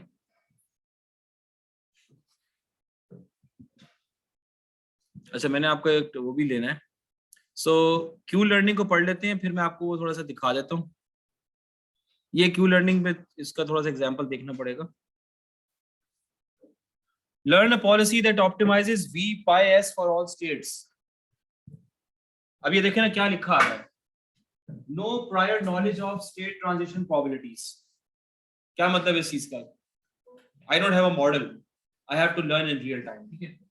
No prior knowledge of the reward function, वो तो वैसे भी नहीं होता. प्रायर नॉलेज तो नहीं, तो आपको मिलता है रिवॉर्ड तो पता चलता है. अब आप क्या करते हैं? Q learning is a very traditional reinforcement learning algorithm and very useful. इसकी कुछ एक्सटेंशंस भी आ चुकी हैं. Initialise estimate of discounted reward for every state action pair. So Q hat represents के in a particular state how much reward you are expected to receive or the discounted reward. पहले तो हम v value निकाल रहे थे ना उसकी दूसरी एल्गोरिथम में, value of a state. Value of a state का फॉर्मूला भी हमने देखा, but that was depending on the probability vector. Here we don't have the probability vector, तो हमने नोटेशन भी बदल दी. ठीक है. सो क्यू नाम इसका पड़ गया, बस उसकी रीजन थी अभी मुझे याद नहीं आ रही. Initialized estimate of discounted reward for each state action pair. So Q hat is going to represent the discounted reward for taking the action A in state S. In the case of a value, we were only looking at the value of a state, not of a value of a state action pair. Q learning में we are estimating the value of a state action pair. समझ में आ गई? फर्क समझ में आ गया? जब हम वैल्यू निकाल रहे थे पिछली स्लाइड्स में, वैल्यू ऑफ अ स्टेट, उसमें हम स्टेट की वैल्यू निकाल रहे थे. क्यू हैट के अंदर हम स्टेट एक्शन पेयर की वैल्यू निकाल रहे थे कि भाई ये स्टेट में एक्शन लेने क्या, एक कॉन्सेप्ट है, बस उसको कॉन्सेप्ट समझ लें, उसमें क्या मसला है. जब हम स्टेट की वैल्यू निकाल रहे थे, we were considering all the possible actions, collectively उनको सम कर रहे थे. अब हम हर स्टेट एक्शन पेयर को इंडिविजुअल देखेंगे, उसकी वैल्यू अलग कंप्यूट करेंगे. That is Q hat. सही है, ये कॉन्सेप्ट याद रखें. टेक अ रैंडम, किसी भी स्टेट में आप हैं, take a random action a any random action जो अवेलेबल है आप उसमें से ले लें, receive the new state and the reward from the environment, वो आपको मिल जाएगा। अपडेट दिस, सिंपल, ये काम करना है बस। आपने एक जो स्टेट की एक्सपेक्टेड वैल्यू है, डिस्काउंटेड रिवॉर्ड जो मिलेगा स्टेट में, उसकी इक्वेशन को आपने अपडेट करना है। क्या इक्वेशन बताइए भाई? 1 minus alpha Q dash N minus 1, पुराना कंट्रीब्यूशन कितना रखना है, प्लस अल्फा बी। अब ये वो वाली जो मेन जो चीज आ गई ना कि करंट रिवॉर्ड और एक्सपेक्टेड फ्यूचर रिवॉर्ड, ये वही वाली इक्वेशन है जो कि ये बेसिकली ये फॉर्मूला है जो हम डील करते रहे। अभी मुझे कितना मिल रहा है और आगे मुझे कितना मिल सकता है, इस चीज को मैं ऑप्टिमाइज करता हूँ, ठीक है, और उसको मैंने लर्निंग रेट से मल्टीप्लाई कर दिया। पिछला मुझे कितना मिला है स्टेट एक्शन पेयर के ऊपर द सेम, उसका मैंने 1 माइनस अल्फा कर दिया, कितना कंट्रीब्यूशन रखना है for the last one, and for the current one I just calculate the same thing, here I am maximizing. अब यहाँ पे कहानी थोड़ी सी आगे की तरफ चली जाएगी। अब आप यहाँ पे ये नहीं देख रहे कि आप किस स्टेट में जा रहे हो, अब आप ये देख रहे हो कि जिस स्टेट में जा रहे हो वहां से कौन कौन से पॉसिबल एक्शंस हैं और उन एक्शंस के ऊपर आप मैक्सिमाइज ए डैश करते हैं। समझ में आ गई बात की? The difference between the value thing and the Q thing. जब हम वैल्यूज की बात कर रहे थे तो हम देख रहे थे कि इस स्टेट में मैं कहां जा सकता हूं यार, उस स्टेट तक जा सकता हूं, ठीक है भाई, उस स्टेट की क्या वैल्यूज हैं भाई, ये 3 वैल्यूज हैं, पर ठीक है उनको सम करके ऑप्टिमाइजेशन मिलेगा। अब हम क्या करें, अब हमारा स्टेट का कॉन्सेप्ट खत्म हो गया, अब हमारा कॉन्सेप्ट आ गया स्टेट एक्शन पेयर का, स्टेट एक्शन पेयर का कॉन्सेप्ट आ गया, ठीक है। अब हम क्या करें कि अगर आपने एक पर्टिकुलर स्टेट एक्शन पेयर की वैल्यू निकालनी है तो अब आप यहां देखें इस तरह, you are here in a given state and you take a particular action a, by taking this action आप किस स्टेट में गए,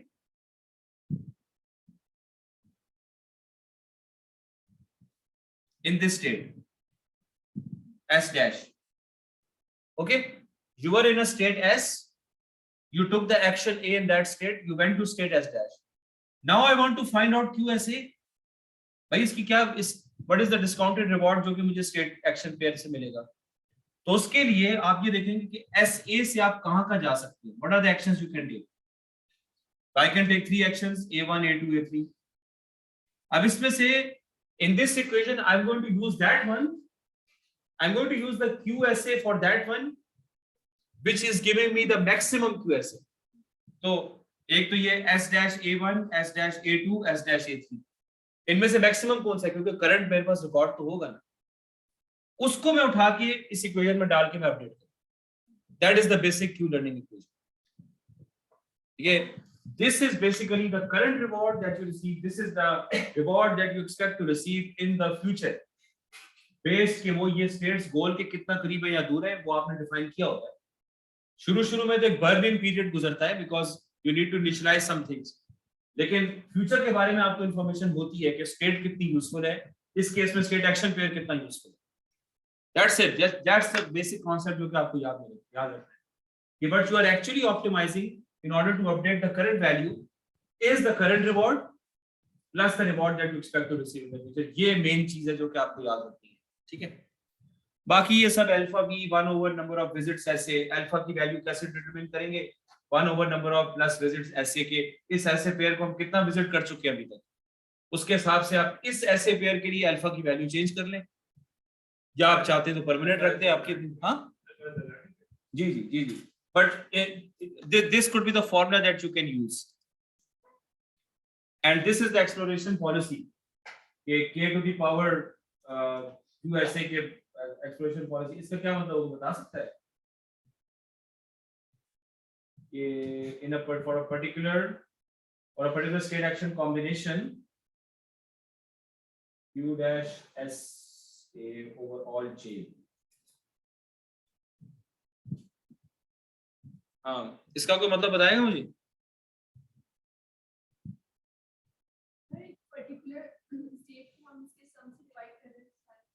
हाँ, आप उस स्टेट से कहाँ का जा सकते हैं, that is the exploration policy.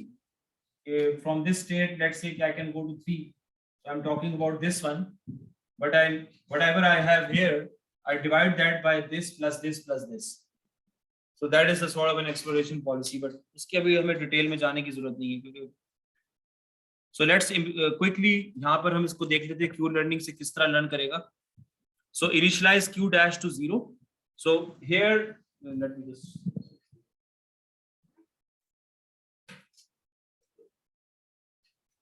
so here are the states. So these are all the zeros. Zeros are representing all the QSA values currently. सारे zero हैं यार. So arrows भी define किए. Initialize Q dash to 0. Random initial state 1, 1. So that's the random initial state. Random action from A11 east. So S dash is 21 और reward आपको 0 मिल गया. Update Q11 east. अब देखिए ना SA pair है. इस स्टेट एक्शन पेयर 0. ठीक है, क्योंकि रिवॉर्ड 0 है तो फिलहाल तो हम कुछ भी नहीं कर सकते उसमें. और इन्होंने देखिए इन्होंने इक्वेशन अभी फिलहाल वही लिखी है जो मेन इक्वेशन. बाकी तो सब वो एक लवाजमाती चीजें हैं कि पुराने का कितना रखना है, ये क्या रखना है, पुरानी वैल्यू कितनी. पुरानी वैल्यू के अंदर हिस्ट्री रिकॉर्डेड है. वो जब हिस्ट्री की बात कर रहे थे ना कि पिछला मैं कितना करता आया हूं, तो वो पुरानी QSA वैल्यू में मौजूद है. The value that I did right now, उसकी जो पुरानी वैल्यू है वो उसकी हिस्ट्री मेंटेन की हुई है. तो उसको मैं 1 माइनस अल्फा में डाल देता हूं और जो करंट का मामला है उसको मैं अल्फा में डाल देता हूं. सो बेसिकली मैं फ्यूचर को भी देख रहा हूं और हिस्ट्री को भी देख रहा हूं. So this is the balance that I have to maintain. इसको याद रखिएगा, ठीक है. सो ये फिलहाल 0 हो गया. रैंडम एक्शन फ्रॉम A21 में ऊपर चला गया नॉर्थ. अब यहाँ पे उसको रिवॉर्ड मिला. अब आपने इसको अपडेट कर दिया, जिस पे आपको 100 मिल गया. ठीक है. No more moves possible, start again.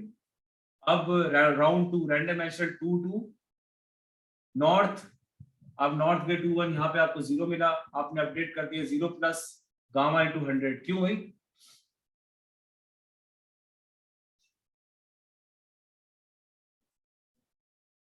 हाँ, ये फ्यूचर का तो नहीं देख रहा कहीं. हाँ, फ्यूचर का ये बता रहा है.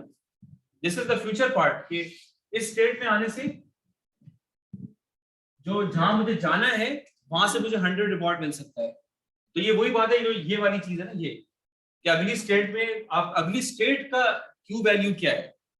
तो अगली स्टेट की जो क्यू वैल्यू तो 100 है, तो ये उससे फिर मल्टीप्लाई कर रहा है उसको. ठीक है, तो इससे इसकी वैल्यू भी बढ़ जाएगी. तो ये still 100. Update Q lesson still 100. No more rules for start again. Random इसे 0 0 इस तरह 50 25 02 और इस तरह करते करते जो ना वो सब जो है ना वो आफ्टर मैनी रन्स जो है ना, अब वो देखिए वो सब चीजें आपकी अपडेट हो गई वहां पे. सही है. These are all. अब देखिए ना ये बीच में क्यों आ रही value, because it is a state action pair value, not a state value. कि मैं यहाँ से यहाँ जाऊंगा उसकी वैल्यू क्या है, यहाँ से मैं यहाँ जाऊंगा उसकी वैल्यू क्या है. देखिए सारी वैल्यूज यहाँ से यहाँ जाने पे 50 है. राइट. अब ये नीचे नहीं आ सकता. जो वैल्यू एडिशन में हम देख रहे थे, अब ये इधर ही जाएगा, यहाँ से इधर ही जाएगा. The policy is going to be like that. तो इस तरह वो आपकी कन्वर्जेंस हो जाती है. और आर्क मैक्स का मतलब यही है कि भाई मैं यहाँ से कहाँ जाऊँ, जिस एक्शन की वैल्यू सबसे ज्यादा है मैं वही जाऊंगा. बस that is called arg max. Maximum argument उसका लेंगे आप. ये आपकी पॉलिसी आगे सामने. It's as simple as that. ठीक है. सो चैलेंजेस हम बाद में देख लेंगे. मैं आपको पहले वो थोड़ा सा हैंड्स ऑन दिखा दूं. हैंड्स ऑन भी यार इतनी मुशक्कत वाला काम था आज उसको होगा. अच्छा, ये देयर आर 2 ब्लॉग्स हियर जो मैं व्हिच आई फाउंड आउट. मैं आपको ब्लॉग्स दिखा देता हूँ.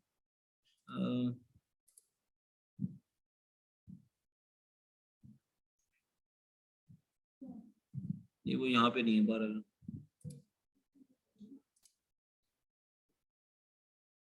हाँ, ये वाली इसको देख लेंगे बाद में. ठीक है.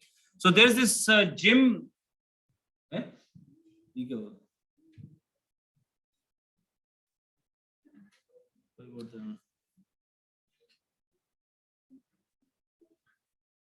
बात है नहीं प्लीज.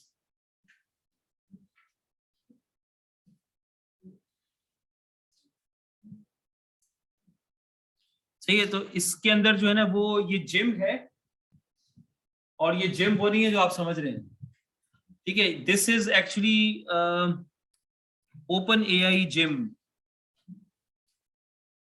कहाँ गया यार वो. ये सो ये gym is obviously an API. तो इसमें ओपन एआई का इनिशिएटिव है, और इसका वो भी है यार, एक मिनट है यार,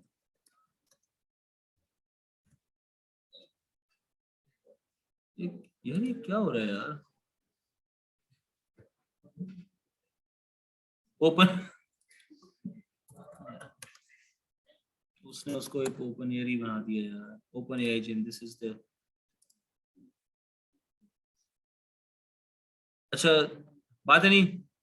So GEM is a toolkit for developing and comparing RL algorithms. It supports teaching agents everything from walking to playing games like ping pong और pinball. तो इसके बहुत सारे, हंसे नहीं अभी, अभी तो हंसी आपको उस वक्त आएगी जब आप अपने पीसीज पे इसको चलाएंगे ना, ठीक है। स्टार्ट लर्निंग और ये सब चीजें, इसकी डिफरेंट एनवायरनमेंट्स हैं, या ये भी हम देखेंगे, acrobot, cart pole, mountain car, ये all of these are learning through the, क्या कहते हैं, रीइंफोर्समेंट लर्निंग। ये लेट्स सी द, उसका हैंड्स ऑन देख लेते तो आपको ज्यादा आसानी हो जाएगी मेरे ख्याल में इसको भी, right. So this piece of code was really tough to evaluate, क्योंकि इसका जो डिफॉल्ट कोड है that was basically not rendering the output, तो it opens up a separate window for rendering the output, ठीक है। सो इसके अंदर जो है ना, बहुत सारे आपके पास ऑलरेडी बने बनाए एनवायरनमेंट्स मौजूद हैं। ये एक्रोबॉट है, एक्रोबॉट is primarily it's acrobot is, it means is just a rod which has two joints. तो ऊपर का जॉइंट जो फिक्स्ड रहेगा और आपने रॉड को इस तरह रिवॉल्व करना है कि वो नीचे लटक रहा है पेंडुलम की तरह, but it has to go like this, it has to go up to a certain point and then come back again. तो वो यूं करता सीखता, फिर इवेंचुअली वो बहुत ज्यादा एफर्ट करके फिर यूं जाता है, सही है। Similarly you have the mountain cart pole में वो एक कार्ड मूव कर रही है, आपको बीच का पोल बैलेंस करना है। फिर माउंटेन कार है, it has to climb a mountain, pendulum है एक्सेट्रा। तो एक्रोबॉट का आप देख ले तो this is how it happens. तो रेंज 1000 तक है। we have to call the render after that and you have to put some sleep or we have to close the environment. ये चीजें मुझे ब्लॉग वो जो आपके जो फोरम से पता चली है, बड़ी मुश्किल से चला है। यहाँ पर भी आपको रीसेट करना है, यहाँ पे रेंडर करना है, यहाँ पे क्लोज करना है। बहरहाल इसको लेट्स सी ये किस तरह ही चलता है। What does it mean by sleep 0.0? What does it mean?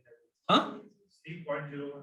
हाँ ये टाइम का है ना, जो स्लीप हमने इसलिए डाला है क्योंकि somehow it prevents it from freezing, वरना वो फ्रीज हो जाता है। हर इटरेशन में थोड़ा सा वो करेंगे ना। हाँ, तो इसमें अगर आपके पीसी में जीपीयू है तो आप वो कंट्रोल सेंटर खोल के ना आप उसमें जीपीयू सेट भी कर सकते हैं एज द मेन वन, तो इसकी शायद थोड़ी सी वो बेहतर हो जाए। ये तो जल्दी बंद हो जाएगा।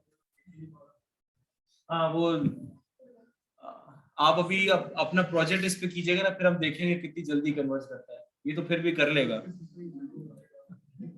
हाँ, ये माउंटेन कार,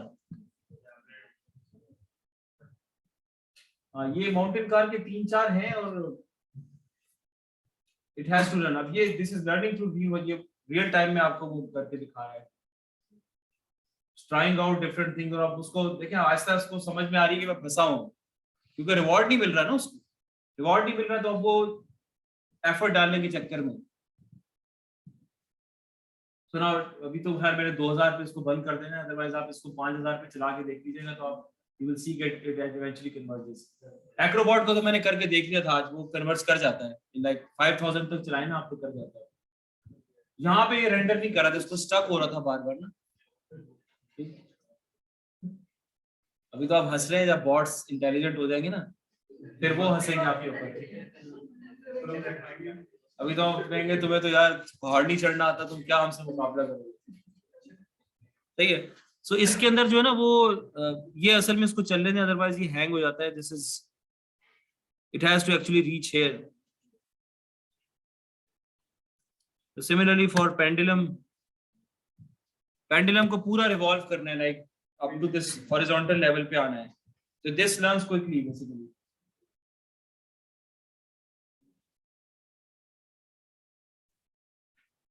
तो ये आपको चला के देखेंगे। ये तो खैर ये तो बहुत ही टॉय एग्जांपल्स हैं रीइंफोर्समेंट लर्निंग के। There are many.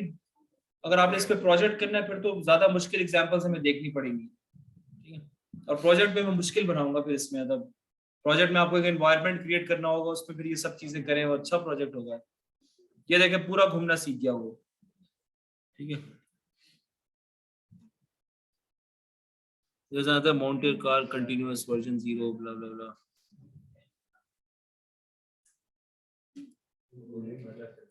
So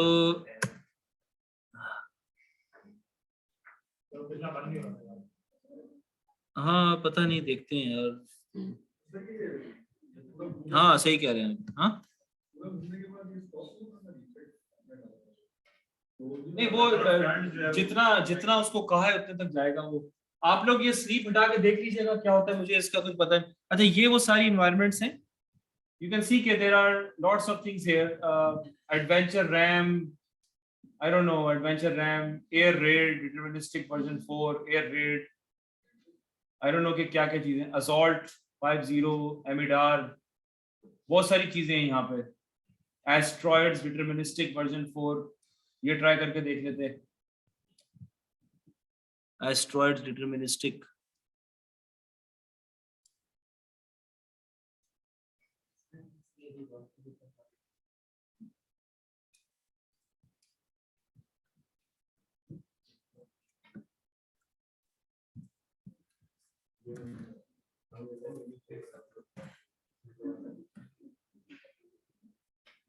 This is not working for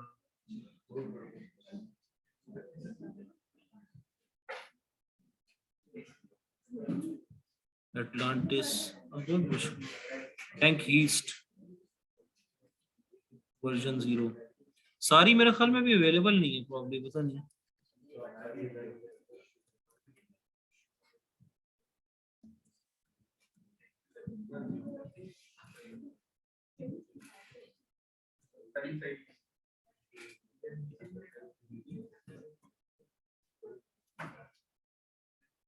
हाँ ये मुझे भी समझ नहीं आ रही कि ये क्या चक्कर है। अच्छा इसमें इंपोर्ट का भी एक चक्कर है, इसमें इंपोर्ट का भी एक चक्कर है कि वो इंपोर्ट करते हैं, जब आप करेंगे ना इंस्टॉल करेंगे तो जिम ऑल कीजिएगा, जिम ऑल करके कोई इसका फ्लैग है। नहीं जिम ऑल, उसका स्क्वायर ब्रैकेट में ऑल है। हाँ ये सारे उठा नहीं रहा, पता है मैंने ऑल नहीं किया था मेरे ख्याल में, इसलिए नहीं उठा रहा उसको।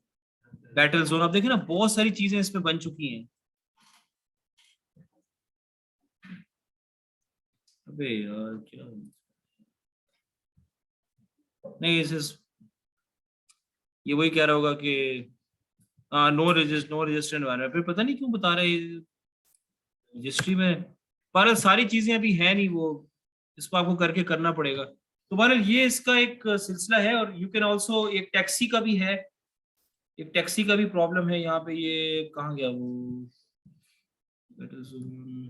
या टैक्सी वर्जन 3। अब यहाँ पे ये कि ये this is a very famous taxi problem, जिसमें taxi can pick you up from 4 stops and drop at any of the other 3 stops, or it has to find the minimum जो best possible way है। तो ये मैंने खैर इसको अगर आप let's say I run it just for 10 times, तो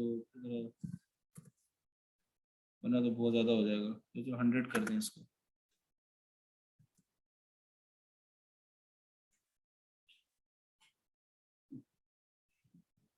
या सो अभी तक वो नीचे आया है बस 100 में ऊपर, फिर वापस ऊपर चला गया, देख रहे हैं आप।